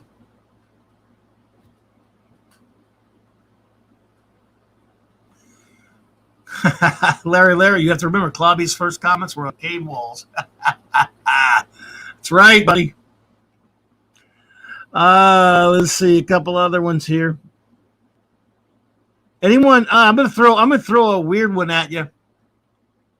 I'm gonna throw one out there because this is another topic. It's one like I'm gonna do a topic about obscure shows no one's ever heard of. Did anyone ever watch Now and Again? And while you're pondering that, another show that killed me to leave off was Moonlighting, but it kind of fell apart in this last couple of seasons.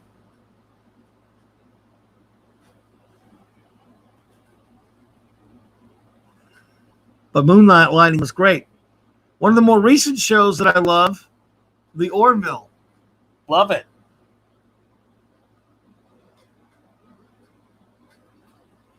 Now and Again had a very frustrating ending. Now and Again was actually made by the makers of Moonlighting. The guy, Glenn Gordon Caron, who made it. This show was the late 90s. John Goodman starred in the first episode as a guest appearance.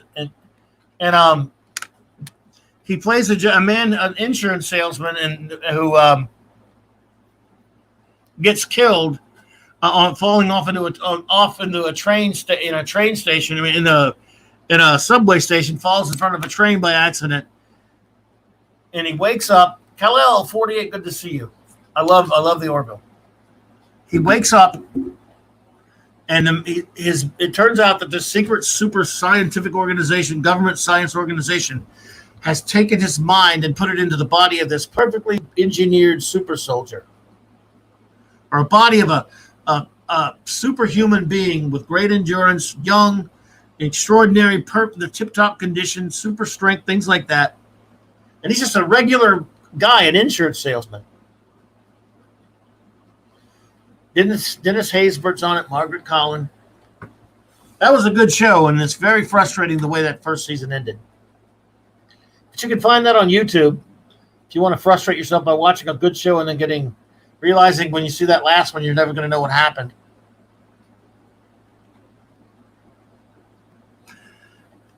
I love The Time Tunnel. I'm going to name a few off here, then I'm going to start getting some stuff from you guys. I love The Outer Limits, the real one only from the 60s. I love Maverick. I love The Guns of Will Sonnet. A lot of people don't remember that. I love The Invaders. I love Buck Rogers in the 25th Century. Fun, all goofy fun, though it is. I love Hitchhiker's Guide to the Galaxy, the BBC version only, not that shitty American movie. The BBC miniseries only. The Guns of Will Sonnet. Anyone remember that?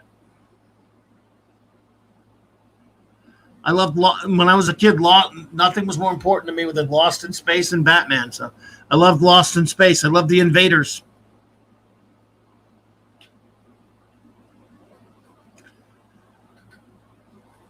So to name a few, those are just a few shows that I love.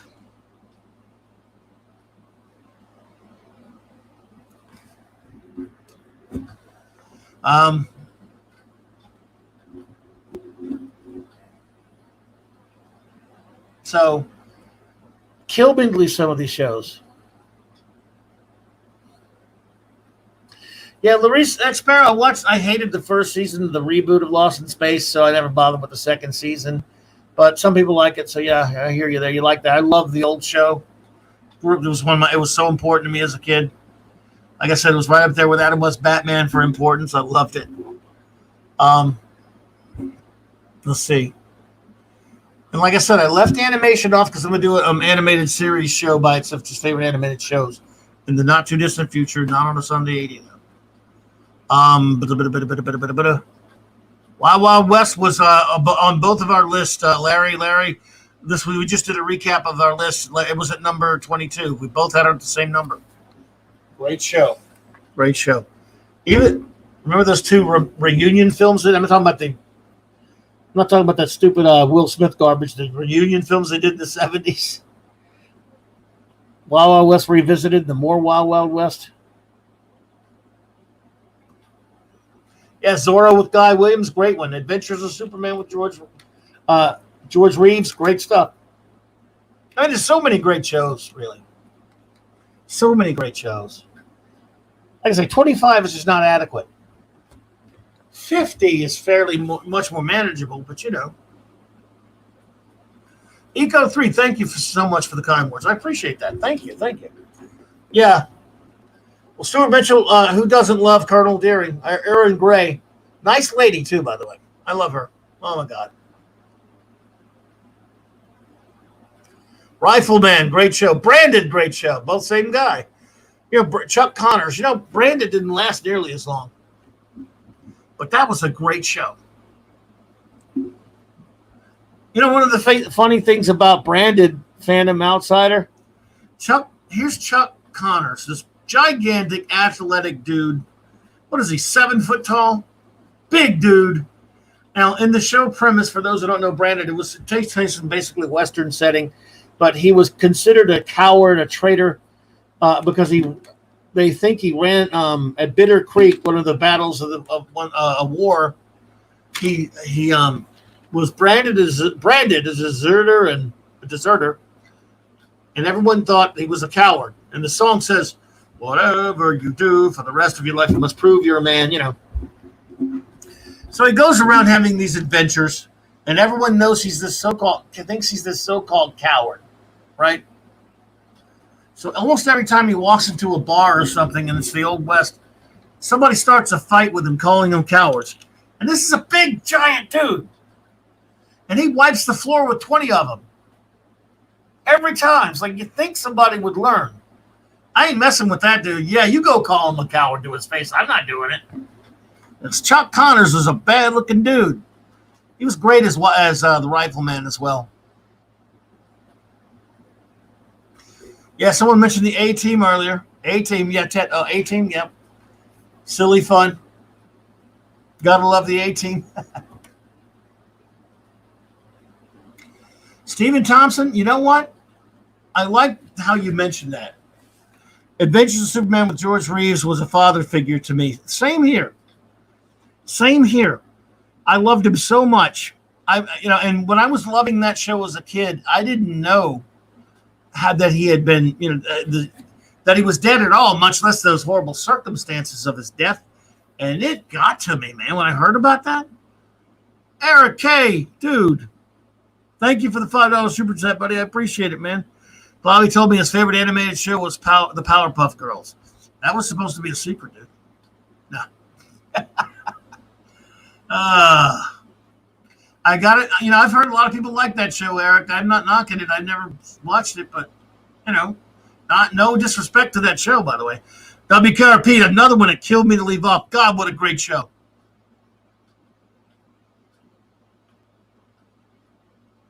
What a great show, D-Bud. Oh, my God, man.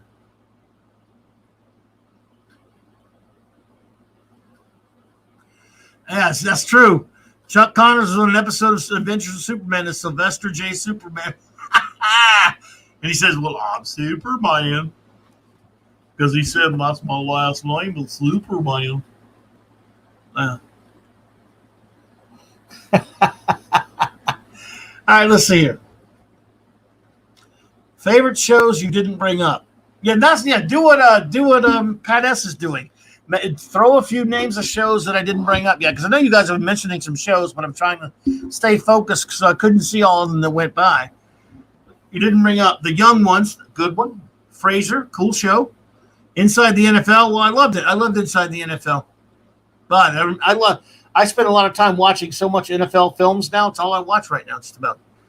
F Troop, great show. BJ and the Bear, cool. I remember that one. Yeah, remember they had a spinoff. Sergeant Sheriff Lobo didn't last. Claude Akins didn't last as long.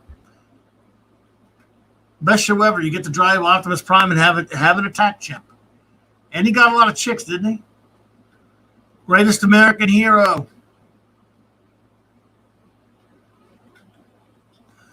Look at what's happened to me. I love Greatest American Hero. You know, or do we love it for the song, the White Post song, the most? I mean, what is? I wonder.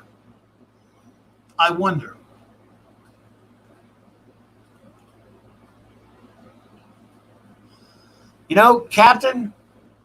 I love Nick Frost, but I've only seen like a bit of an episode of Hyperdrive. I'd like to see more of that one.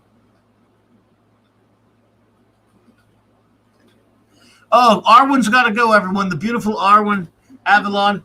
Thank you so much, my dear, for being here. Classing up the joint with a beautiful lady, everyone. Tip your hats to the lovely lady who has to run out. Thank you so much, Arwen. I really appreciate seeing you here. You're the best.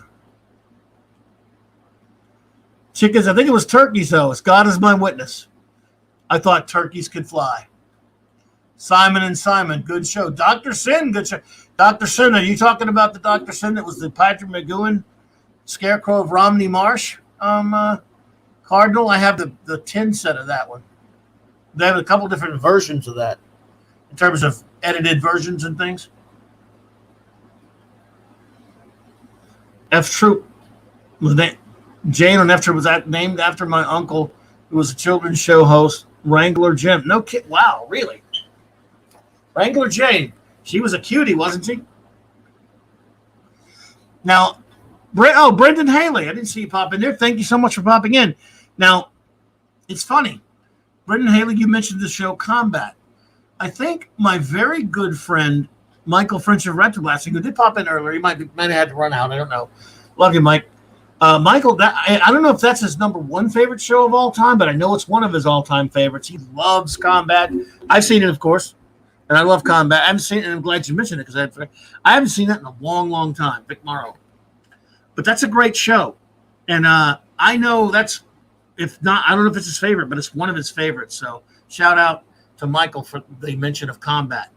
Michael, if you're out there, bro, I don't know what if it's your favorite or not, but another person I hadn't seen in there before, Mike Lorber. Thank you. Welcome. Good to see you here. Hogan's Heroes. Love it. Love it. Louise X. Sparrow. The Champions, that's a British show I never got to see. I want to see. I don't think I've ever gotten to see that one. Refresh me on who's on that one. Bewitched, great show. I used to like Scarecrow and Mr. King. Ugh. Scarecrow and Mrs. King, sorry. I'm a big Bruce Boxleitner fan. Manimal, oh God. I remember that one, like 6 episodes, was it? Poor old Simon McCorkindale, but Melanie Anderson was in there. Fringe, I never watched it. I know a lot of fans of it. Grimm, I have not seen it, but I know a lot of fans of that. Saffron and Steel, I've only seen a little bit of, and I want to see it all. Spaced, oh yeah, I've heard of Spaced. Monkey Jeebus, I don't think I've seen Spaced. Stephen Thompson. Remington Steele, that was a cool show. I used to watch it. Tom Baker was on an episode of Remington Steele.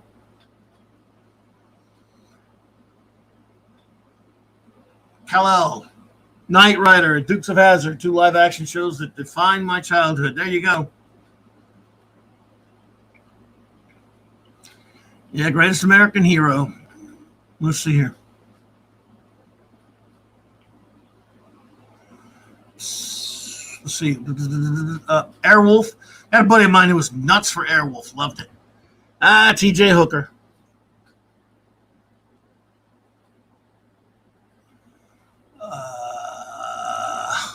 CCC. Oh, Cardinal said I was talking about that earlier. Batman was my first word, thanks to the Batman TV show. That's one for the locals there, Pat S. Morgus the Magnificent. Yeah. And see, you were from New Orleans. As a kid, I was from Baton Rouge. I didn't move to New Orleans until later in the 80s when Morgus made his comeback. I grew up with Dr. Shock in Baton Rouge. But yeah, Morgus, I had a buddy of mine that was friends with Morgus. Good dude. He just passed not too long ago, I believe. Hunter with Fred Dreyer. First season was over the top, but yeah, Hunter, Fred Dreyer was a pretty good football player. Oh, Brendan said Michael French got you into combat. Okay, cool. Michael French is fantastic. I don't know if he did. I think you did a video about that, didn't you, Mike? I can't. If I'm not mistaken, I believe you did. Hunter was, Fred Dreyer, more of a football player than an actor, but Stephanie Kramer, oh my goodness. Phoenix Argus, 8, 9. I said, you got about, let's see, 10, 8, 9, 11, 12, 13. I didn't see the first part of your list there. So I'll go backwards. So you have 16 MASH. MASH is on my list as well, Phoenix. The first 3 seasons are. You got Diagnosis Murder at 15. And you got Quincy. Quincy, it's murder. It's murder, as Jack Klugman would say. Frasier, Dukes of Hazzard. Flash Gordon, the 30s. Well, that was the one from the 30s with Buster Crabbe was actually a movie serial. But there was an actual Flash Gordon TV series in the 50s. And I'm drawing a blank on that dude's name, Steven something or other. But there was a TV series. But either way, I think it's cool still. They were on TV enough, so it counts. But I'm just saying, there were movie serials for the ones with Buster Crabbe. Xena Warrior Princess is your number 10. You have Hercules was your number 9. You got Relic Hunter. I remember Relic Hunter. Well, who doesn't love Tia Carrere, right? Battlestar Galactica was on my list. The original Galactica was on my list at Mike Lorbert was on my list at where was it? At number 24, actually. I love the original Battlestar Galactica. Big fan of it.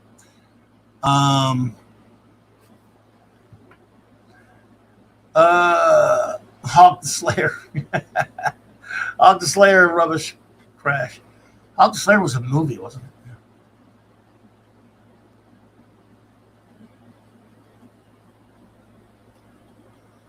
Yeah, I haven't watched Quincy in a long time. But always made me laugh. What made me laugh about Quincy was I'm like, this guy's the coroner. Why is he investigating murders and shit? But, Klugman's great, though.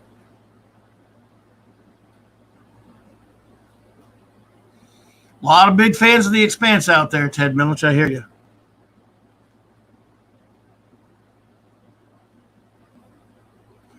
I watched the first few years of Big Bang. I was there. Oh, Pat asked, Jesus Christ. I remember that. Cleopatra 2020, 25, 25. Gina Torres was on that. From Firefly. Mark Seth, what's up, bud? Good to see you. Yeah. Oh, okay. From Space. I got you. That is a skewer. Wasn't Space the thing with Simon Pegg? Was that the TV show with Simon Pegg? Or am I thinking of something else there, Cottney? I'm not sure. Oh, let's see. What did you think of the Battlestar Galactica 1980 show? Now, if you mean Galactica 1980 or the show from 78, number 24 on my list, of course, was the original from 78 because I love the original Battlestar Galactica. Galactica 1980, which came out in that same year, pretty much. Other than the Return of Starbuck episode, which I really loved because I love Dirk Benedict. That was great. I thought the show, remember the first one when they first got to Earth was kind of okay at first and it got really silly. And with the Super Scouts, the human Cylon played by Roger Davis. Jeremy Brett was even in an episode. The time travel crap they were doing, the flying motorbikes. Yeah, Galactica 1980 didn't work for me that much. I didn't like. They should have just brought the show back as for the second season. Brought everyone back, but they were too damn cheap. Lancelot, Link, Secret Chimp. I love when you guys mentioned the obscure stuff. It was murder, Sam. Let's see here. Quincy. Let's see. For some reason I can't remember the theme song to Cleopatra, but yeah, there you go. Unky Jeebus, comic book store show. That's what we are. I don't know. Was there a show called Comic Book Store? Yeah, it's an interesting thing you say that, Ted Millich. I wonder if anyone's grandma didn't watch Murder, She Wrote. Alaric, Babylon 5 was definitely on my list at number 9. We just got through recapping the list there. Pop Culture Republic, I have to throw in with you on that one. The less said about Galactica 1980, the better. 80, the better. Except I did like that last one. Art 2. Yeah, I remember. That was a Saturday morning live action show. Dad Band says, I'm currently still watching the 80s Buck Rogers with Gil Gerard. Amazing that he was such a ladies' man, but they didn't have to show everything. Remembering why I loved this. I love that show. Look, the stories weren't Star Trek level or anything like that. But I tell you what, Gil Gerard's fantastic. Gil Gerard is absolutely great in the role of Buck Rogers. And he makes that show watchable and fun. I love Gerard on that show.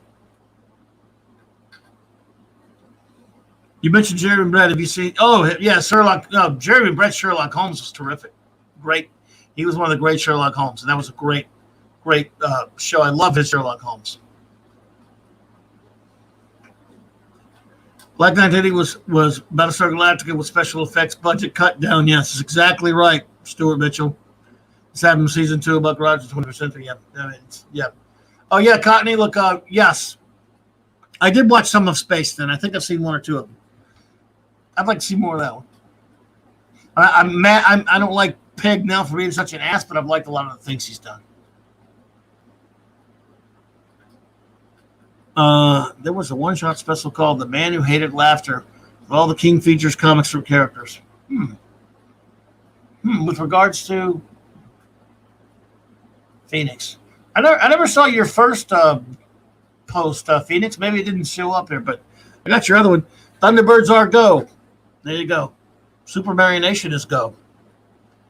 Captain Scarlet, Joe 90. Wow. I've seen that Joe 90 comic magazine, the comic. They said the Star Trek comic in it. Joe 90.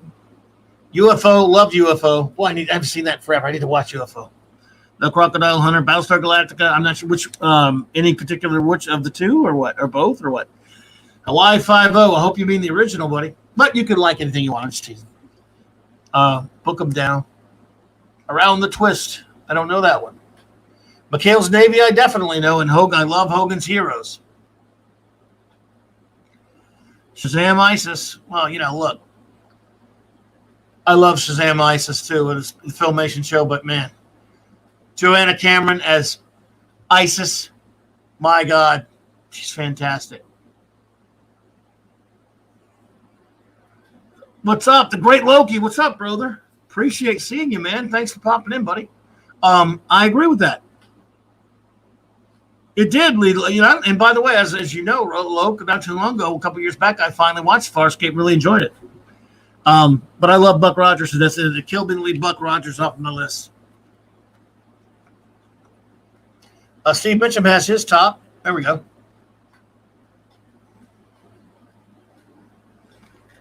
Let's see here. For Steve Mitchum's list. 10, Bonanza. I love Bonanza. 9, TNG. As in the Next Generation? I didn't know you liked it that much, Steve. Okay, cool. I didn't know that. No. Scrubs. That was a cool. Scrubs was great. I loved Scrubs. That's 8, I guess. 7, Police Squad. That's one that killed me to leave off. Love it. 6, Lois and Clark. Yes, Clobby. You don't have to. Yeah, You don't owe me anything, buddy. You know that. 5, MASH. Wow, you had it higher. You have MASH higher on your list than us. If we had more men like you, we'd have less men like you. 3, The Incredible Hulk. You had it on higher on your list than Flash did. But you have Trek lower than us, of course. Star Trek, I know you mean original, at 2, and Kung Fu at 1. Wah, wah, wah. Wah, wah, wah, wah, wah, wah. I love it. And I haven't watched Kung Fu in a long time, dude. I remember being pissed off that Kung Fu got replaced, at least in our syndicated back, probably, my wonderful Alias Smith and Jones. Wah, wah, wah. Wah, wah, wah, wah, wah, wah, wah. Let's see here. Yildirim was offered a job as VP of a chemical company, but he needed to take a few classes to get his degree. He decided to take the role of Buck instead. He was legit genius. I'm so glad we got to see him as Buck. I mean, he didn't have a gigantic acting career or anything like that. JPR PF1, a new person here. Hello there. I love Mannix.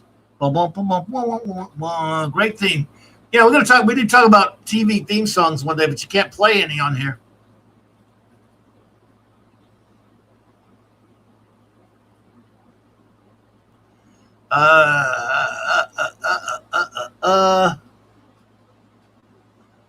Highlander series was fun. Yes.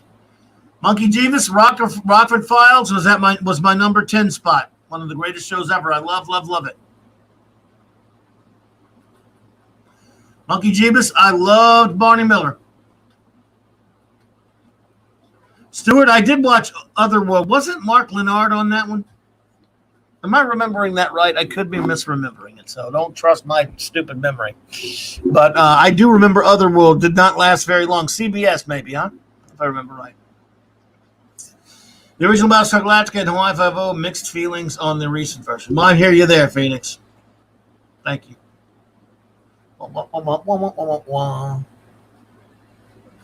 Yes, Kung Fu was brilliantly written. There's no question about it. That was a great show.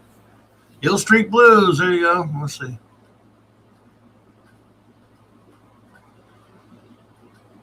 Alias Smith and Jones was so well written and so well acted. Again, what a sad story about Pete Duell.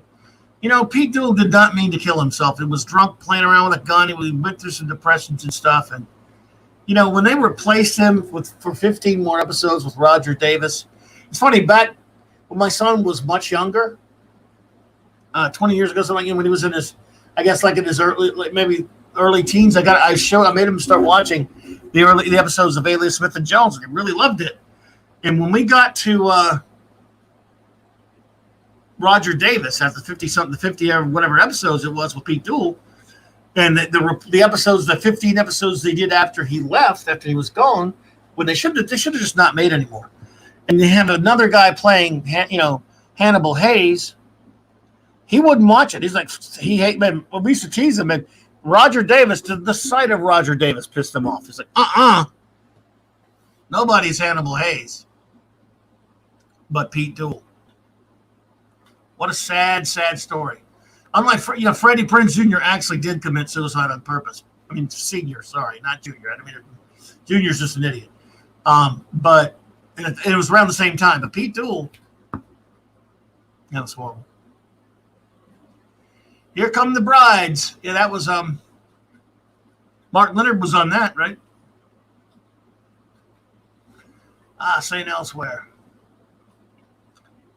He was the company's top chemist, but was a few credits short of his. Wow, dude.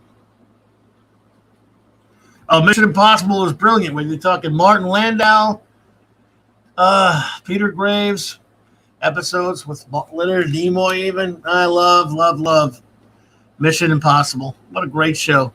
To hell with those filthy movies. Jim Phelps is not a bad guy. Screw you, it's Tom Cruise and whatever his face with John Voight, you jagoffs. Yeah, Equalizer, cool show. Let's see. Hey, Monkeys. Of course, the Monkeys. Show so funny, it made them almost like they were a real group.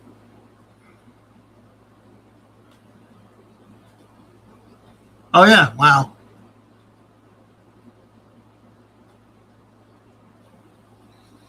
That was Yeah, well, the guy from the show Voyagers, John Eric Hexum, was doing a different show after that got canceled called, was it Cover Up or something like that? I can't remember the name of it.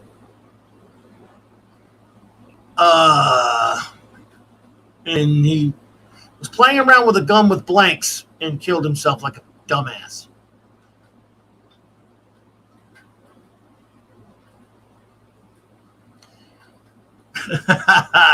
Somebody mentioned Cop Rock.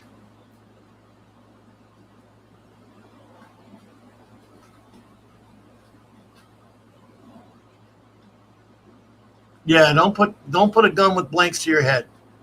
Chris Perch, have a great night, buddy. Thanks. Good to see you, man.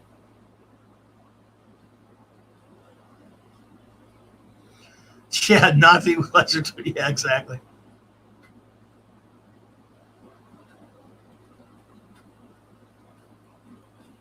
Let's see, Bubba. On our national TV channel Monday on Friday, that was Australia. We had Star Blazers, Battle of the Planets, Filmation, Flash Gordon. Wow. Astro Boy, Thunder the Barbarian. Wow, great. Oh, great stuff there. Brendan Haley, that's great stuff, bro. Appreciate it. Yeah. Nice. Let's see here.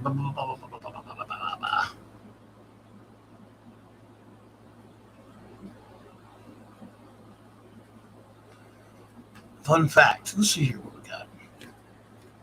Same person who voiced Kit, a Knight Rider, though uncredited, also played the Doctor of St. Elsewhere. That's right. He also went on to play Mr. Feeney on Boy Meets World. I never saw that. Wasn't he something Daniels? I can't remember the man's name now, but he was a good actor. And that had to be a pretty easy gig for him to do. Was it William? What was his name? William Daniels or something? McDaniel? Okay. Anyway, what an easy gig Knight Rider was for him, right? William Daniels? Okay. I got you. There you go. Yeah, Ted, I just got the Thundar Blu-ray myself. My wonderful retro blasters named Melinda. And I think Michael is too. They're both, but Melinda really loves Thundar as I do. We're Thundar buddies, so we talk about that a lot. Yeah, we both love it. Great show. Yes, William Daniels, he and Jamie Farr are at a con in Salt Lake City I hope to go to next month. He also played John Adams in 1776 and was in an episode of The Incredible Hulk. Yeah, and again, he was on St. Elsewhere. Remember how St. Elsewhere ended, folks? Yeah, that's crazy. Oh, my goodness.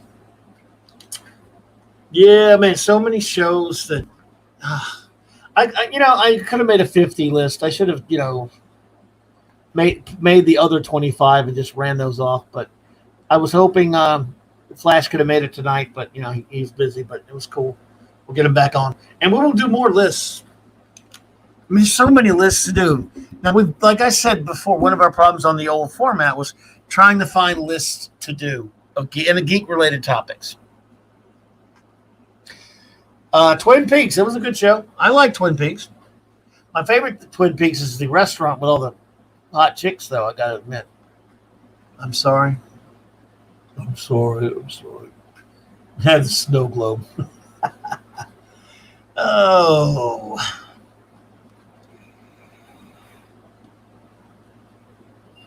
It's weird. Only three of the 6 Trek shows were in my top 25. Wow, weird. No, well, what are you gonna do? So not in the not too distant future, and I don't mean next Sunday. AD, I can never say that for me. Oh, what? There you go. What's that? Damn it, SWAT. Yeah, SWAT was cool. Radio shows. I don't know if I'm qualified to do that one, Pat S. But we're gonna do. I'm gonna do animated shows pretty soon. I'll have to see if Flash is up for that one.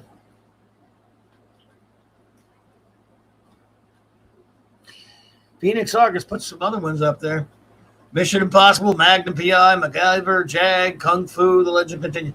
Yeah, I love Mission Impossible. I really do like Magnum a lot as well. You know, MacGyver was a fun show. I didn't watch it all the time. I watched it here and there. But I watched it. I think, didn't it, Terry Nation actually have something to do with the co-creation of it? Eco 3, that's true. It is a tough window to work on. You know, it is.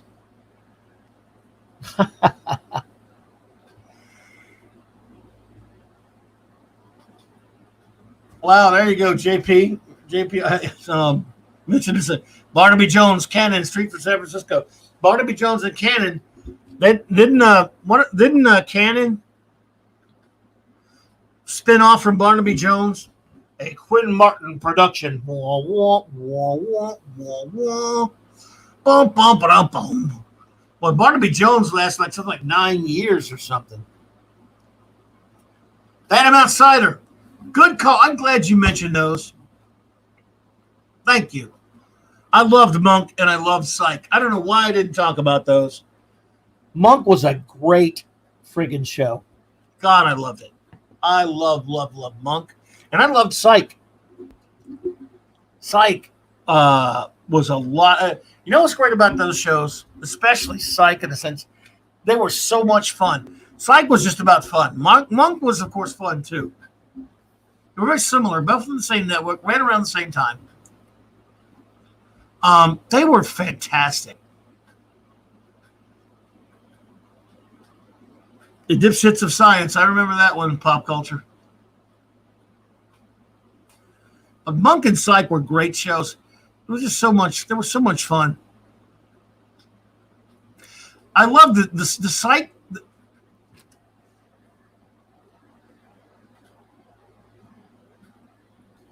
The Psych theme song was so great that they have all these different variations of it, played it all these different ways. It was just amazing. Yeah, and it was funny. That show was just crazy fun. You watched it too, as Pat. And with the pineapples, they always had a pineapple in an episode.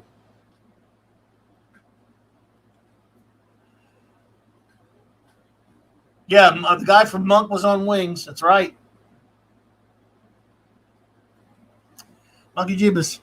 I met everyone from Happy Days when I was little because my friends and grandfather was best friends with Al Molinaro. Okay, wow. Al Molinaro came in after Pat Morita left the show, didn't he?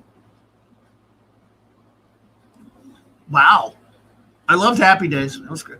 It may have jumped its shark and all that, but hey. Wow. Steve Mitchell was mentioning, we didn't mention Gilligan's Island earlier, and then he's going to, but Dusty's Trail is getting mentioned before Gilligan's Isle, everyone. For those who don't know Gilligan's Island, I mean, duh, you know Gilligan's Island. Does anyone know Dusty's Trail? Well, Bob Denver, a few years after Gilligan's Island in the 70s at some point, then someone came up with this idea to redo Gilligan's Island, but in the Old West. Except it had the guy from F Troop, Forrest Tucker.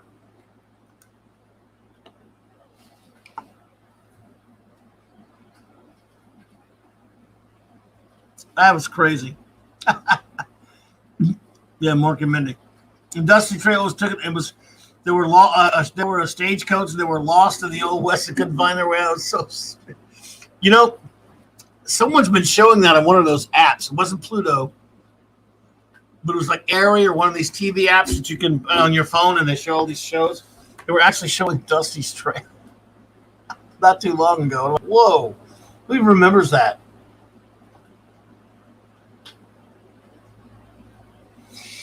Mork and Mindy, yeah, there you go. Last episode of Psych, Sean goes to San Francisco, and they say their investigator is organizing the victims' spice. I haven't seen the last episode yet.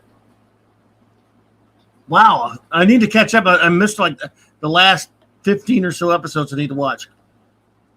But didn't they bring it back though?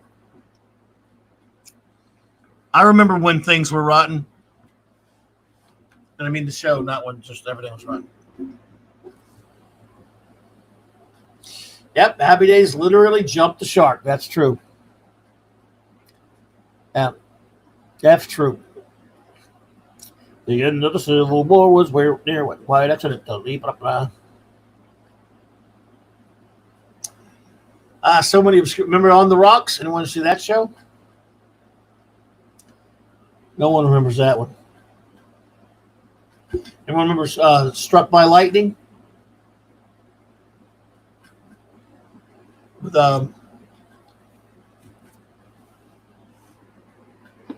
man, what was that guy's name? Was Struck by Lightning? Jack Elam.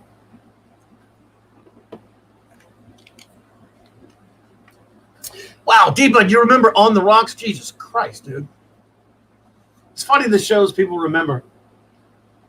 That Flying Nun, Stephen. Oh, shit. Flying Nun, Sally Field. Yeah. So, I remember Angie. Yeah. I love when people mention the obscure shows, man. Gidget. Well, that wasn't obscure. Hey, Pat S., Life of Riley. Yeah, I loved it. Now, I talked about that last week. As much as I love Jackie Gleason, as you know, Honeymooners made my list.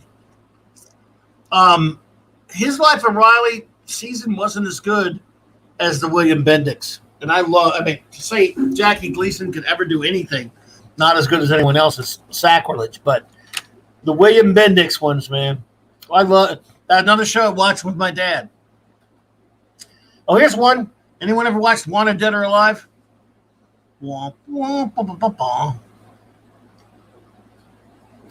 Blondie. Was Blondie a show or a bunch of movies? Maybe it was a show. Monkey Jeebus says,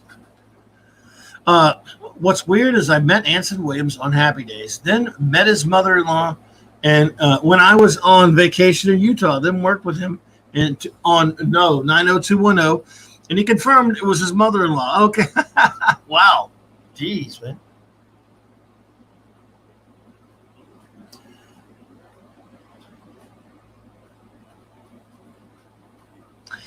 What about Out of the Blue? It was Happy Day spinoff. I don't remember Out of the Blue.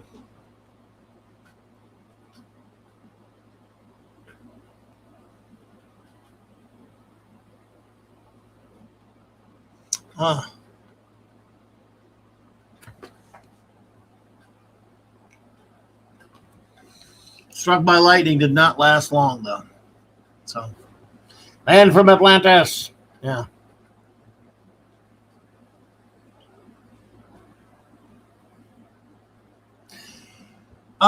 That's an interesting question, Stuart Mitchell. Anyone remember the episode of The Incredible Hulk with most of the footage taken from Steven Spielberg's Duel? I'm trying to remember, dude. Eco3, thank you for being here tonight. We're almost done anyway.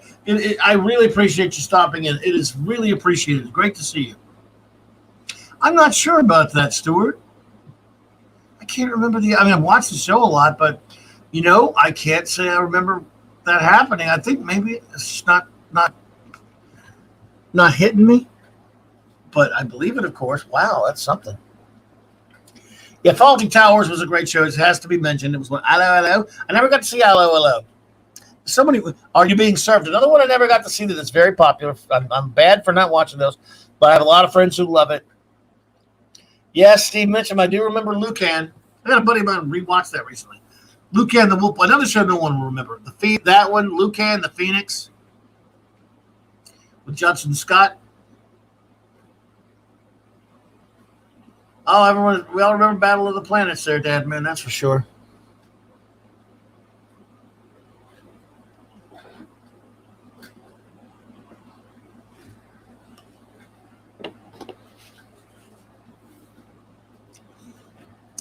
Brendan Haley with a $15 super chat. Thank you so much, Brendan. I really appreciate that.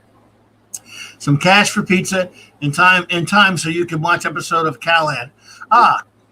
Love a Cold War British drama with good guys who lie, backstab, blackmail, and assassinate their way through an episode. I've always wanted to see Callan. I think, was that you, Brendan, that mentioned it the other day, last week or something? Thank you so much for that super chat. I'm honored, my friend. I really appreciate it. I'm humbled by that. And I've always wanted to see Callan. You said that was that has Edward Woodward, right? I got to see it. Damn, I've always wanted to see that. I've heard things and nothing but good things about it. And if I will absolutely totally forget it if I don't do what I'm doing right now, which is write it down. I hope that helps. And I just did because I forget stuff like it. I mentioned a show about 5 minutes ago that I wanted to continue to talk about, that I looked at another chat, and then I forgot the show I was thinking of. The episode from season 1 called Never Give a Trucker an Even Break. Stuart Mitchell. Oh, okay. I got you. Wow. I think I remember the trucker one. You're right. Oh, God, they did use I watched that just a few years back. I got to find that one because I don't have Hulk. I was watching it when it was on Netflix or Hulu or something not too long ago. Just not even intentional, just messing around for something to watch, and I saw Hulk there, and let me pop an episode or two and watch them just a few years back for whatever reason. Hey, what was the one I mentioned last week? It was like inside the cereals and then that was Cliffhangers. Yes, Cliffhangers on NBC, which lasted like maybe a few weeks. It had Stop Susan Williams, a Dracula show, and Phantom Empire, which was based on an old movie serial. It didn't last at all. I watched it as a kid. It was like 1979 or something. Susan Anton was on Stop Susan Williams. And I love her. Ooh, God.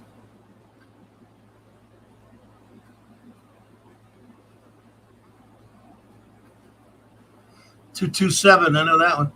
Dad's Army. Are You Being Served? Cardinal. The Planet of the Apes TV series was on my list at number 16. I love it.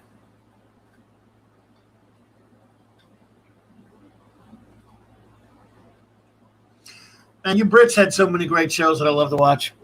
Now, here's one. Do you remember the medical drama Rafferty with Patrick McGowan? I vaguely remember it. I've never seen it, but I think it might be on YouTube. And because I love McGowan so much, D-Bud, I've meant to watch it and just never got to. I need to make myself watch it. Guess what? I'm writing it down. Because I love McGowan. I don't know. Was it sort of like an attempt to be sort of like Quincy, maybe? Medical drama. I don't know. Did you watch that one?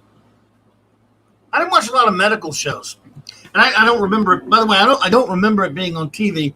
I remember hearing about it a number of years ago. I'm like, what? McGowan had another show? Really? I know he'd been in a lot of different movies, Scanners and Babies, Secret of the Lost Legend, and Braveheart, but I didn't know about that. So let's see. If you were born in the 40s, you'd want my mom's children. Her mom made the Lone Ranger costume for kids year-round, lived next door to a movie theater, and her dad. Oh, great. Well, I love it. Love that. Let's see here.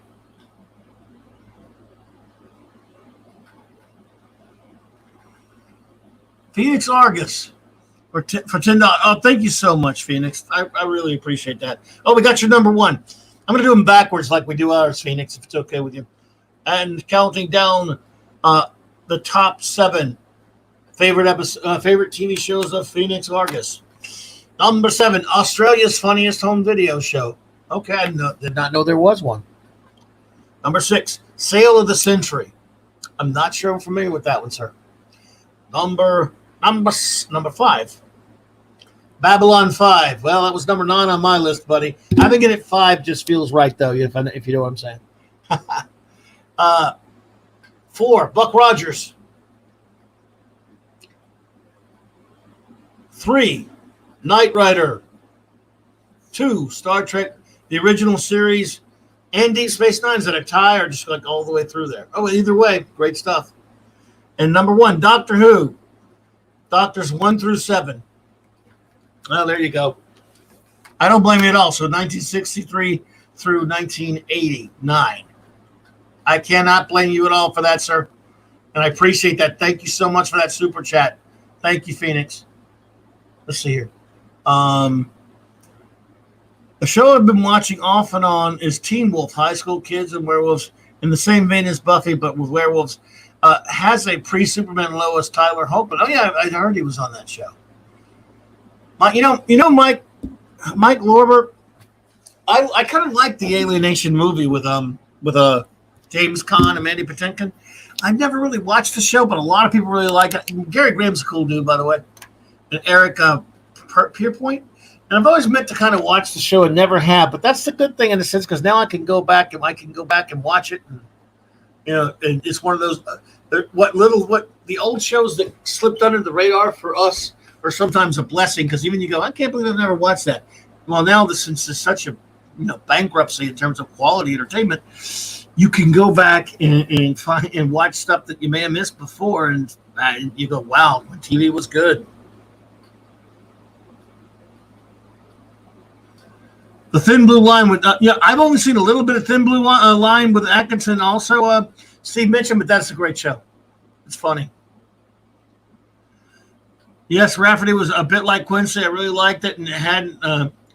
And I hadn't seen The Prisoner before seeing Oh, really? Okay. Wow. I need to go. Well, yeah, I think it's on YouTube. I'm not sure. A lot of things are, though.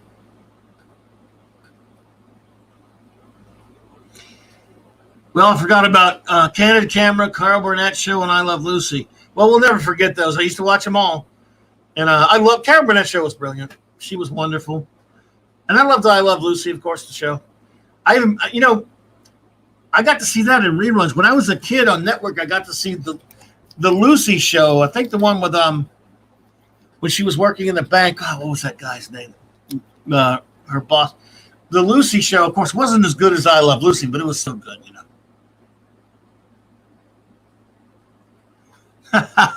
Time to separate the men from the boys. From the men from the old men. Does anyone remember the kids from Caper? I can't say. Steve, I'm going to have one of the youngins here. The kids from Caper. I don't know. I worked on the supermarket sweeps doing audience work. Oh, gotcha. I don't think I do. Back in the mid-'90s, I was an extra on the show Viper that was shot in Calgary, Alberta. Oh, cool. I'm glad you mentioned Canada because not just because I love my wonderful first officer, R.M. Raquel Briggs, and the great Chris Persia and Lord Thoth and Fat Steven Seagal and all my other friends in Canada. Here's a Canadian show I'm going to throw at you that aired here on CBS late nights in the 80s. This is obscure. If anyone you know how they give out no prizes for Marvel Comics? Anyone who knows of this show, and hey, I'm a Scout's Honor, I'm going to play the honor system here. I'm going to name out a show. And if anyone who remembers it, be honest now, I'm watching you. I'm going to give you a no prize. Which means I'll shout out and say, hey, cool, you know it. No prize. And that is everyone ready? Let me move my chat to the front. Is everyone ready for the big no prize test? Then we'll get out of here, folks. We'll let you guys know. Who's ready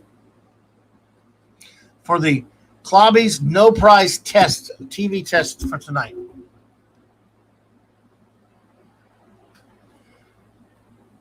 Are we ready? Are we ready? Are we ready? Who's ready? Who's ready for their no prize if they can guess, if they've seen this show? All right, here we go. I'm going to throw out a TV show. And I've already given you a hint because it played on CBS late night in the 80s. Does anyone ever remember a show called Adderley? I'm waiting for your response. And I'm going to, even if you're making it up, I'm just going to go ahead and believe you and give you your no prize. I know you wouldn't lie to me. I'm just teasing, of course. I loved Adderley, by the way. I want to watch Adderley again. Okay, we have a nope. Mike Lorber, is that OMG? Does that mean you know it, or are you referring to something else? Well, Steve Mitchum stumps me right there with the red and green show. I don't know that one. Pat S. Dude, did you? Oh, you did not. You got the name of the guy who played him even. You know Adderley? Nope, from Pop Culture Republic. Nope, from Phoenix Argus. Pat S. gets a no prize. I hereby give you your no prize, sir. Mike Lorber, you know of it. Oh, okay. There you go. Well, no prize to you, Mike Lorber. Mike Lorber, there you go. Well, Adderley was a show. It was sort of a spy show. That basically, there was this Bureau of Miscellaneous Affairs, and there was this spy named Adderley who, at the beginning of the episode, they always kind of show what happened to him. He had his hand destroyed by some bad guy that it was an enemy of his, and so he only had one hand, and because of that, they relegated him to this Bureau of Miscellaneous Affairs, where he didn't get to. They wouldn't give him all the tough jobs anymore. Even though at once he was really a very valued agent, and he was in this kind of stuck in this office with this stuck-up Frank Burns type jerk who ran it, and a nice kind of a cute lady who was the secretary. And they were all there being bored all the time and kept going on these missions. Hey, Catman D.D. Myers, great to see you. And we would go on these missions, and this one guy who was overseeing the thing always was impressed with that. He's actually a really good agent and a badass. He was but he was also a funny, character. The show was funny and lighthearted. I think George Takei guested on an episode, if I remember right. There was made in Canada. Matt Redstone, welcome. Wise Guy was better than Adderley. Well, yeah, I mean, Wise Guy was a top-notch, well-respected show. I'm glad you mentioned Wise Guy because I forgot about it. I mean, I liked it, though.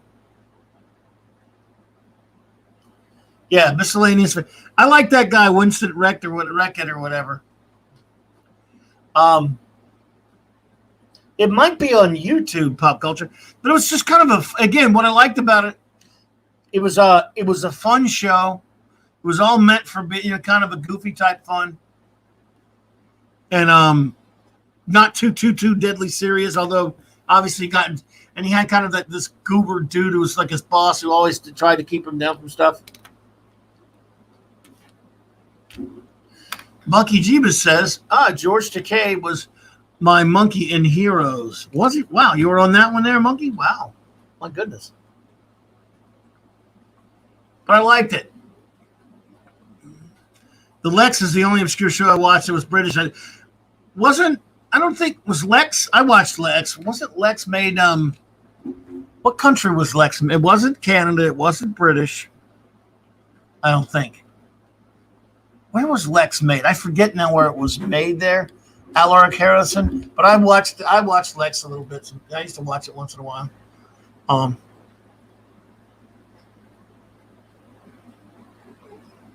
Danger Bay. I don't know that one. But I liked that. It was a lot of fun. It's great seeing you, Catman, a.k.a. D.D. Miners. I appreciate you. Oh, it was okay. So Lex was a Canada-German production. Oh, okay. All right. Oh, yeah. Well, Monkey, your hero's cousin. I hear you. Let's see here. Does anyone remember that short-lived show in the late 80s called My Secret Identity starring Yes. My Secret Identity. He had these superpowers, sort of, but he had to, he could fly, but he had to use these spray cans to fly and shit like that to propel him and stuff. I remember My Secret Identity. One show that didn't make Flash's list that he would have liked to put on there was Werewolf. Yeah, I never watched. I'm not old and I'm not young enough to have watched Saved by the Bell, Stephen Thompson. I never watched that show. Stephen Thompson, I talked about this the other night. I think I loved the Superboy TV series in the third season, especially. The one the Sal Kynes cheapy Superman Boy series with Gerard Christopher of the late 80s, early 90s. I loved it. That was a great show. Well, the third season had some great episodes. Let me put it like that. Yeah, you know, I used to I met Christopher at a couple of cons and hung out with him a little bit, and yeah, so it was pretty cool. I'm glad someone mentioned Black Sheep Squadron. Originally called Baba Black Sheep, was it not? Anyone remember a man called Sloan? The great Robert Conrad. Anyone remember Stingray? Yes, I do remember Stingray. I don't know if I watched it. Sometimes you remember a show because you kept seeing the ads, but you may not watched it all. I don't know. I can't say I watched Stingray, but Nick Mancuso, I do remember the show. Clobberin Times. The Star Lost was a Canadian producer. Yeah, it was. Harlan Ellison. Didn't Harlan Ellison create the Star Lost? The Boob Grabber is one of the first officers we called him. I think Harlan Ellison created the Star Lost and took his name off of it or something. That had Keir Delay of 2001: A Space Odyssey. He was in that. Gentle Ben. I remember that one. Oh, there we go. Mike Lorber, you put that in there. Okay, I didn't see it. By writer Harlan Ellison, broadcast in 1973 on CTV in Canada and syndicated to local stations in the United States. Yeah, you know what? Only reason I ever knew about that show, though, Mike, because I don't think I ever saw it. Starlog magazine used to cover all that stuff, and they did a show about science fiction episode guide, science fiction TV show episode guides, volume 1 and 2, back in the early 80s. And I remember buying that and reading about Star Lost. Never thought I'd ever get to see it, and I haven't yet seen it. I've not yet seen it. But I'm sure it's possible to see it now somewhere. But yeah, it's a weird one there. So, well, you know, I'm glad people are mentioning some of these shows because you know what I mean. In a show like this, I like shows to at least get a mention. Ron Ely's Tarzan, grew up loving that. Do you know, everyone? By the way, Ron Ely is the only guy now to play. This guy has played 3 iconic characters. I'm talking about from pulp and from comic books. Ron Ely played Tarzan. He played Doc Savage in George Powell's ill-fated mid-70s Doc Savage film. And he played on an episode of Superboy, without naming him, he played an older version of Kal-El, of Superman. They couldn't call him Superman. But he was an older Kal-El. So this guy played Superman, Tarzan, and Doc Savage. Dude. And he's still around. He's very, very old now. God, I love Ron Ely. He was actually really well cast as Doc Savage. But that film, anyone see that film? As a Doc Savage fan, I mean, it's fun to watch, but there's some cringy crap in it. It's 76. It's like 6 years late, and they're putting Batman Camp in it. And yeah, Phantom Outsider is true. Buster Crabbe played Flash Gordon and Tarzan. Didn't Tom Tyler play Captain Marvel and Black Hawk? No. I mean, Kirk Allen played Black Hawk and Superman. Tom Tyler played Captain Marvel and who did he play? Captain Marvel. Tom Tyler played somebody else, I want to think.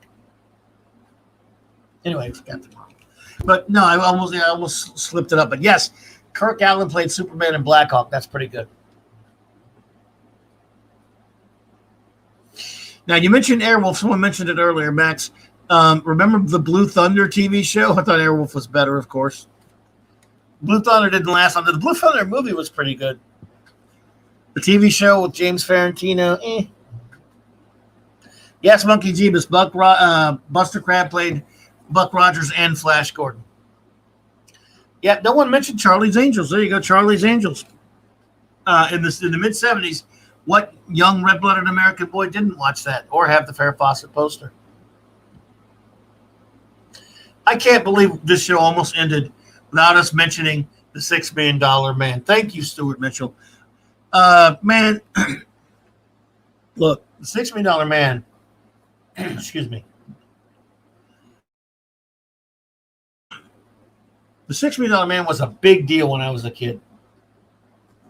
When that first came on, It was first a series of TV movies, if those don't remember.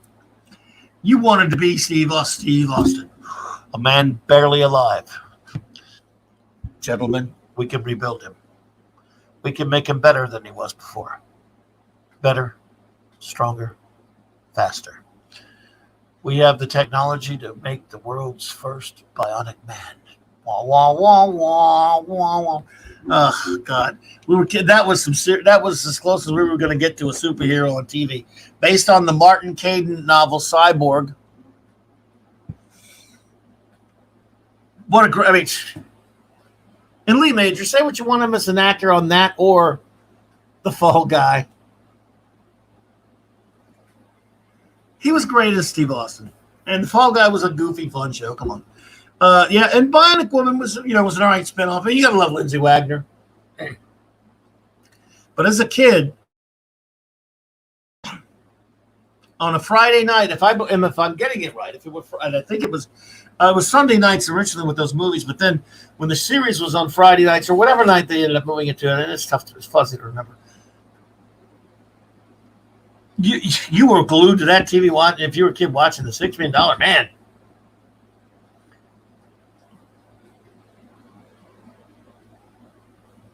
You know, it's funny that you mentioned that, Max, when you mentioned the theme song to the $6 Million Man.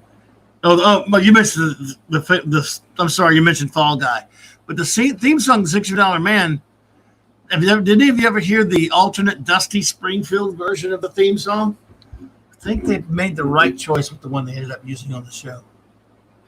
And no slight to Dusty Springfield.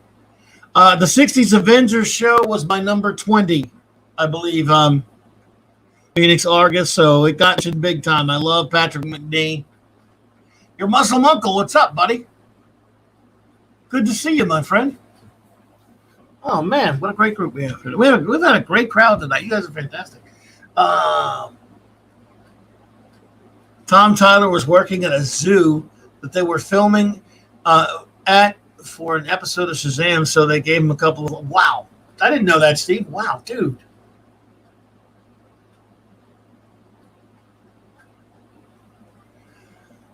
Did he really fight the Bigfoot? Because there was a Bigfoot action figure.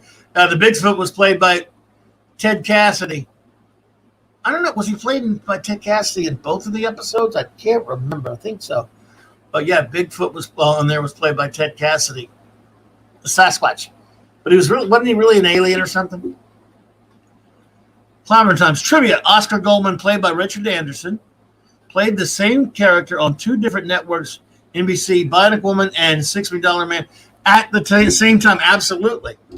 And a little addition to the trivia about Richard Anderson, not to be confused with Richard Dean Anderson, who was MacGyver. Richard Anderson was in the great science fiction masterpiece Forbidden Planet. And got killed, unfortunately, by the monster of the id. The Lee Majors get money as he started running slow-mo before Baywatch. That's slow-mo running, though. Oh, boy. That music. Wah, wah, wah, wah. Remember when he fought the $7 Million Man, played by Monty Markham? He was $7 million instead of $6 because he had two bionic arms. Yes, Aloric, I love the Avengers. God, what a great show. Let's see. Oh, yeah, Andre the Giant also played him. Or maybe, did Ted Cassidy play him? I could have got that. With my stupid memory. Did they both play him, Ted Cassidy and Andre the Giant? You can set me straight on that, because I knew you're right, Andre the Giant did play him. But I thought Ted Cassidy played him the first time. Could be both, because he was in a couple of episodes. Set me straight on that one, Phantom, like you always do, brother. That's right. Bigfoot was a cyborg created by aliens. There you go. Led by Stephanie Powers. Oh, God, now I remember the episode. Everyone ever remember the Shatner episode of $6 Million Man? When he was an astronaut, he came back. He was an astronaut friend of Steve Austin. They came back from a mission out in space, and he had did he have telekinetic powers or something, or something crazy like that? Good God, man, I need to go watch this. Yep, Lee Majors is on Big Valley. There's another we didn't mention, Big Valley. We didn't mention a lot of great westerns. Does anyone remember The Guns of Will Sonnet? That was a brilliant show. That's one of my favorites as well. And that's another show no one remembers because it only lasted 2 seasons. It's one of the first shows Aaron Spelling made. Bop, bop, bop, bop, bop, bop. Yeah, $6 million man now, $25 million. Hell, he'd be more like he'd be a $6 billion man today. Monkey Jesus, he was. Andre is getting a Bigfoot figure from Mattel. Andre, would that be the great Andre from Midnight's Edge? Is that who you're referring to? Or you mean Andre the Giant? I'm kidding. Because we like Andre like that. I would, you know.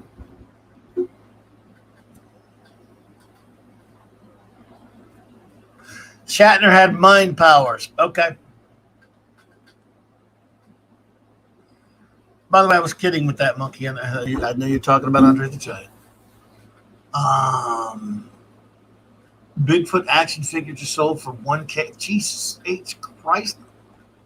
Kidding me? Holy shite. But let's. Yeah, Petticoat Junction. There you go. That's a good one. Forget Larry Majors. When I was a kid, just focusing on Stephanie Pat. Well, yeah. So you must have liked Heart to Heart then. Hi, Chaparral. Good show, Stuart. I like that show.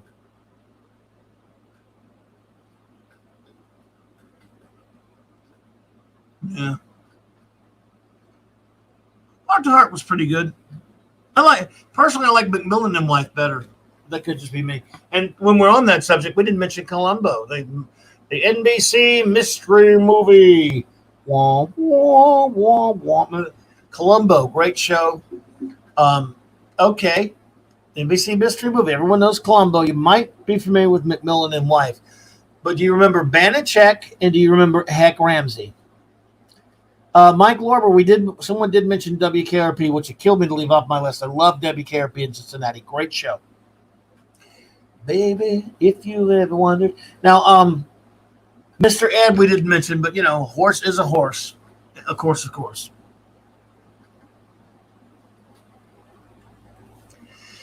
Bigfoot was MIB, so that is why you can get loose. Oh, wow.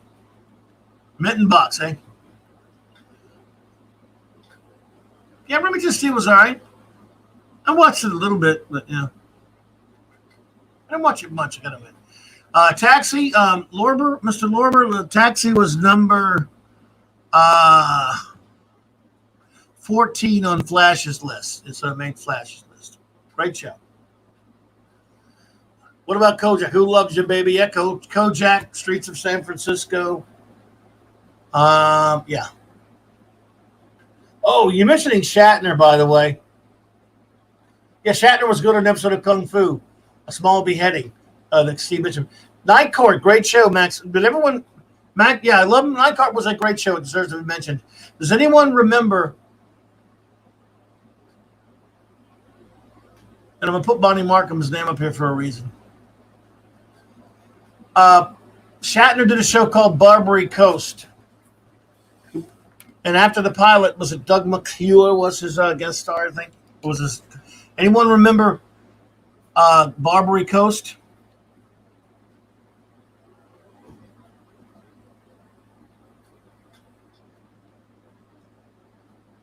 Wonder Woman with Linda Carter. How dare us not mention that? Thank you. Stuart mentioned we were a derelict. Yeah, Monty Markham was the $7 million man. If anyone can name a show he did in the 60s, a short-lived sitcom, you will win a bazillion dollar no prize. Alaric, I am absolutely embarrassed that we forgot the Andy Griffith Show.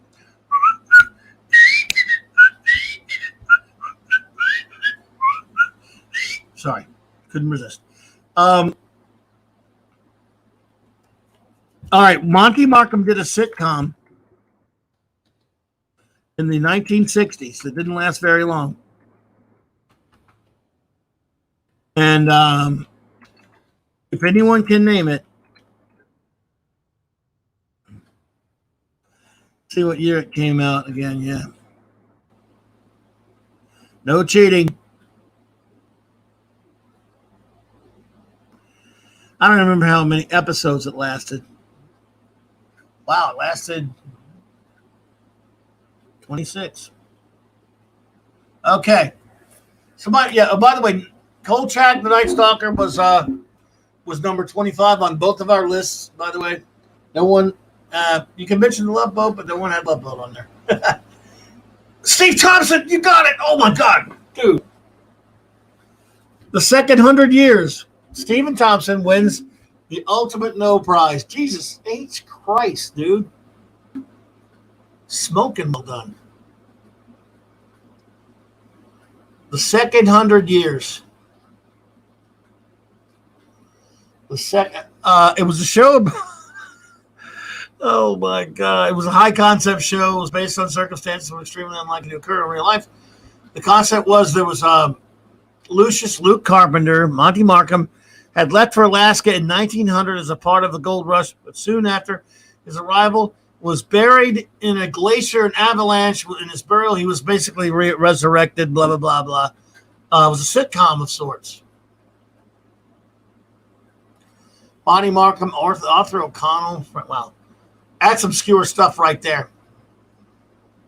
But I got one from my British buddies.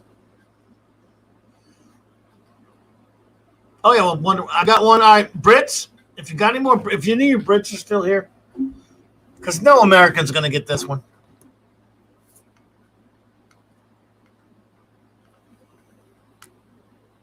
I don't know how this turned into an obscure TV show thing. What the hell? I was thinking The Adventures of Paradise. Oh, yeah. I mean, there's so many shows we're not even touching on. I got one. Before we get out of here, I want to hit my Brits with one. I never saw Zed Cars from the BBC Max Redstone. I'm not going to do them tomorrow, people. The Amazing Spider-Man. I had Nicholas Hammond, but thanks to Flash in 2012, I was honored to have Nicholas Hammond on this show when we were over on BTR. Very nice dude. Played Spider-Man. He was in Mary. What was he? He was The Sound of Music. Was on the Brady Bunch. Very nice man. Love Nicholas Hammond. Okay. One more stump question, then we're out of here. This is for our Brit friends. Well, I mean, if you're an American and you can get it, feel free. Does anyone know of a show called Adam Adamant?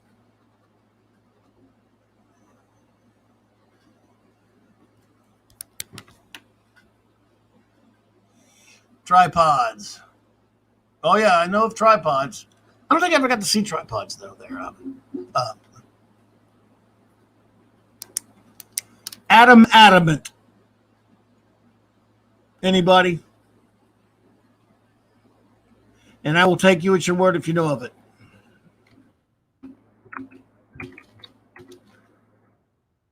I got to get the year of it.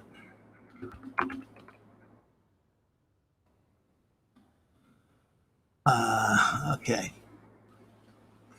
Second 100 years made me think about it. Nope. Heard of it, but never seen it. Nope. Stephen Thompson. Adam Ant, not the same thing, but yeah. All right, I'll tell you what I'm going to do, folks. I'll put the wiki link in here. This is all. This has actually been on YouTube. This was on the BBC in 1966 or something. Very low budget color. The guy playing this guy, Gerald Harper or whatever, I swear he looks just like David Tennant almost. I like this show. What I've got to see of it. It's very low budget. Okay, Adam Adamant. Here's a link to it.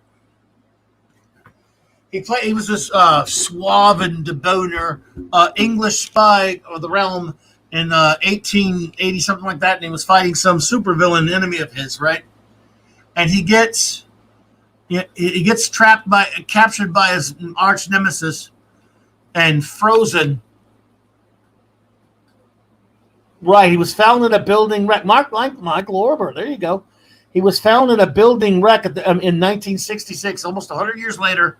And he's this very Victorian, very prim and proper British spy, badass by older standards, but now like kind of a prude, doesn't understand the swinging 60s.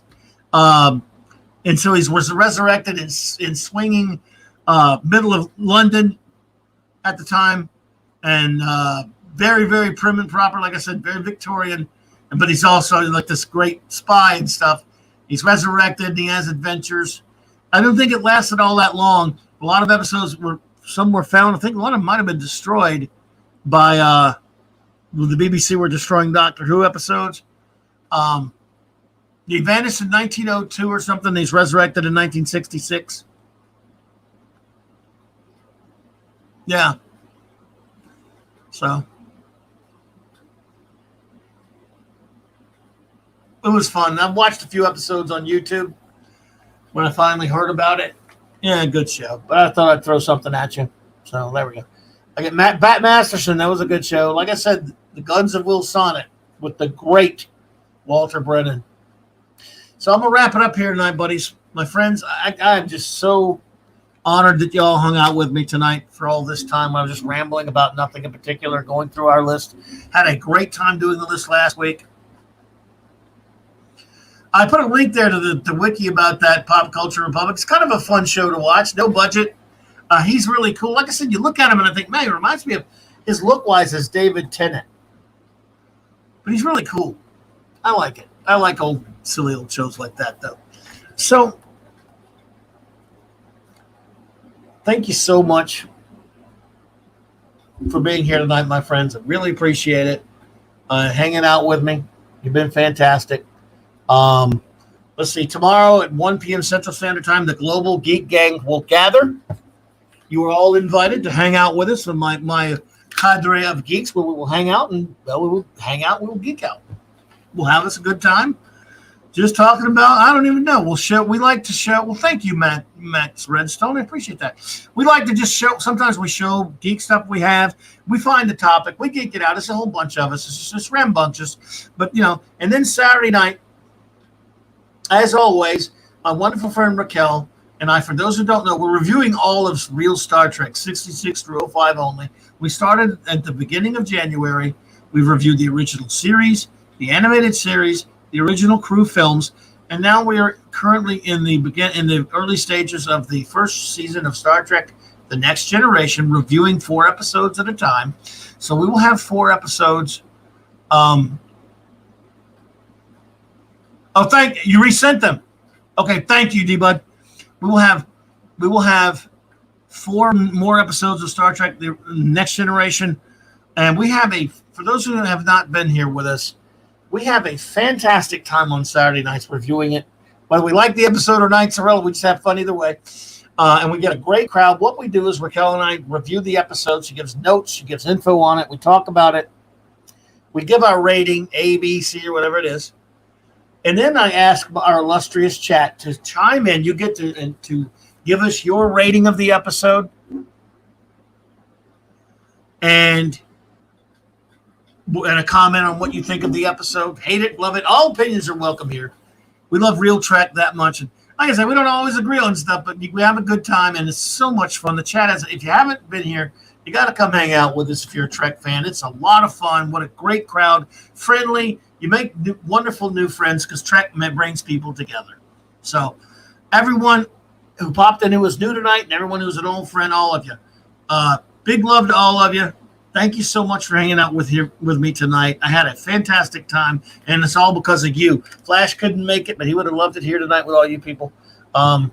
Yeah, Max Redstone, we do make fun of Wesley now because we think Wesley sucks. But if you don't think Wesley sucks, that's fine. You're welcome. All opinions are welcome here. I just want, for those who don't know, we like to tell people about us. Thank you, Pop Culture Republic. I really appreciate seeing you. This place here, Clobberin Times, is like hanging out at the comic shop. I always want it to feel like you're welcome here. Even if we don't agree on everything, you're always welcome here as a friend to hang out, to meet new friends, of course. And yeah, and we kid each other. We'll pick on each other sometimes. We don't always agree, but it's always a good-natured fun because we're all geeks at heart and we all love this stuff. And I always want you to all feel welcome here and have a good time. I hope you have a good time because we love this stuff and we love talking about it. So as you can see, I love talking. So I want to, again, as always, thank the great Stone Wokey for my intro, outro that I have here that I'm going to play now. And again, Have a fantastic night, all of you, my good friends. See you tomorrow on the Global Geek Gang, and then Saturday night, first on Star Trek, everyone. Take care. Have a great night.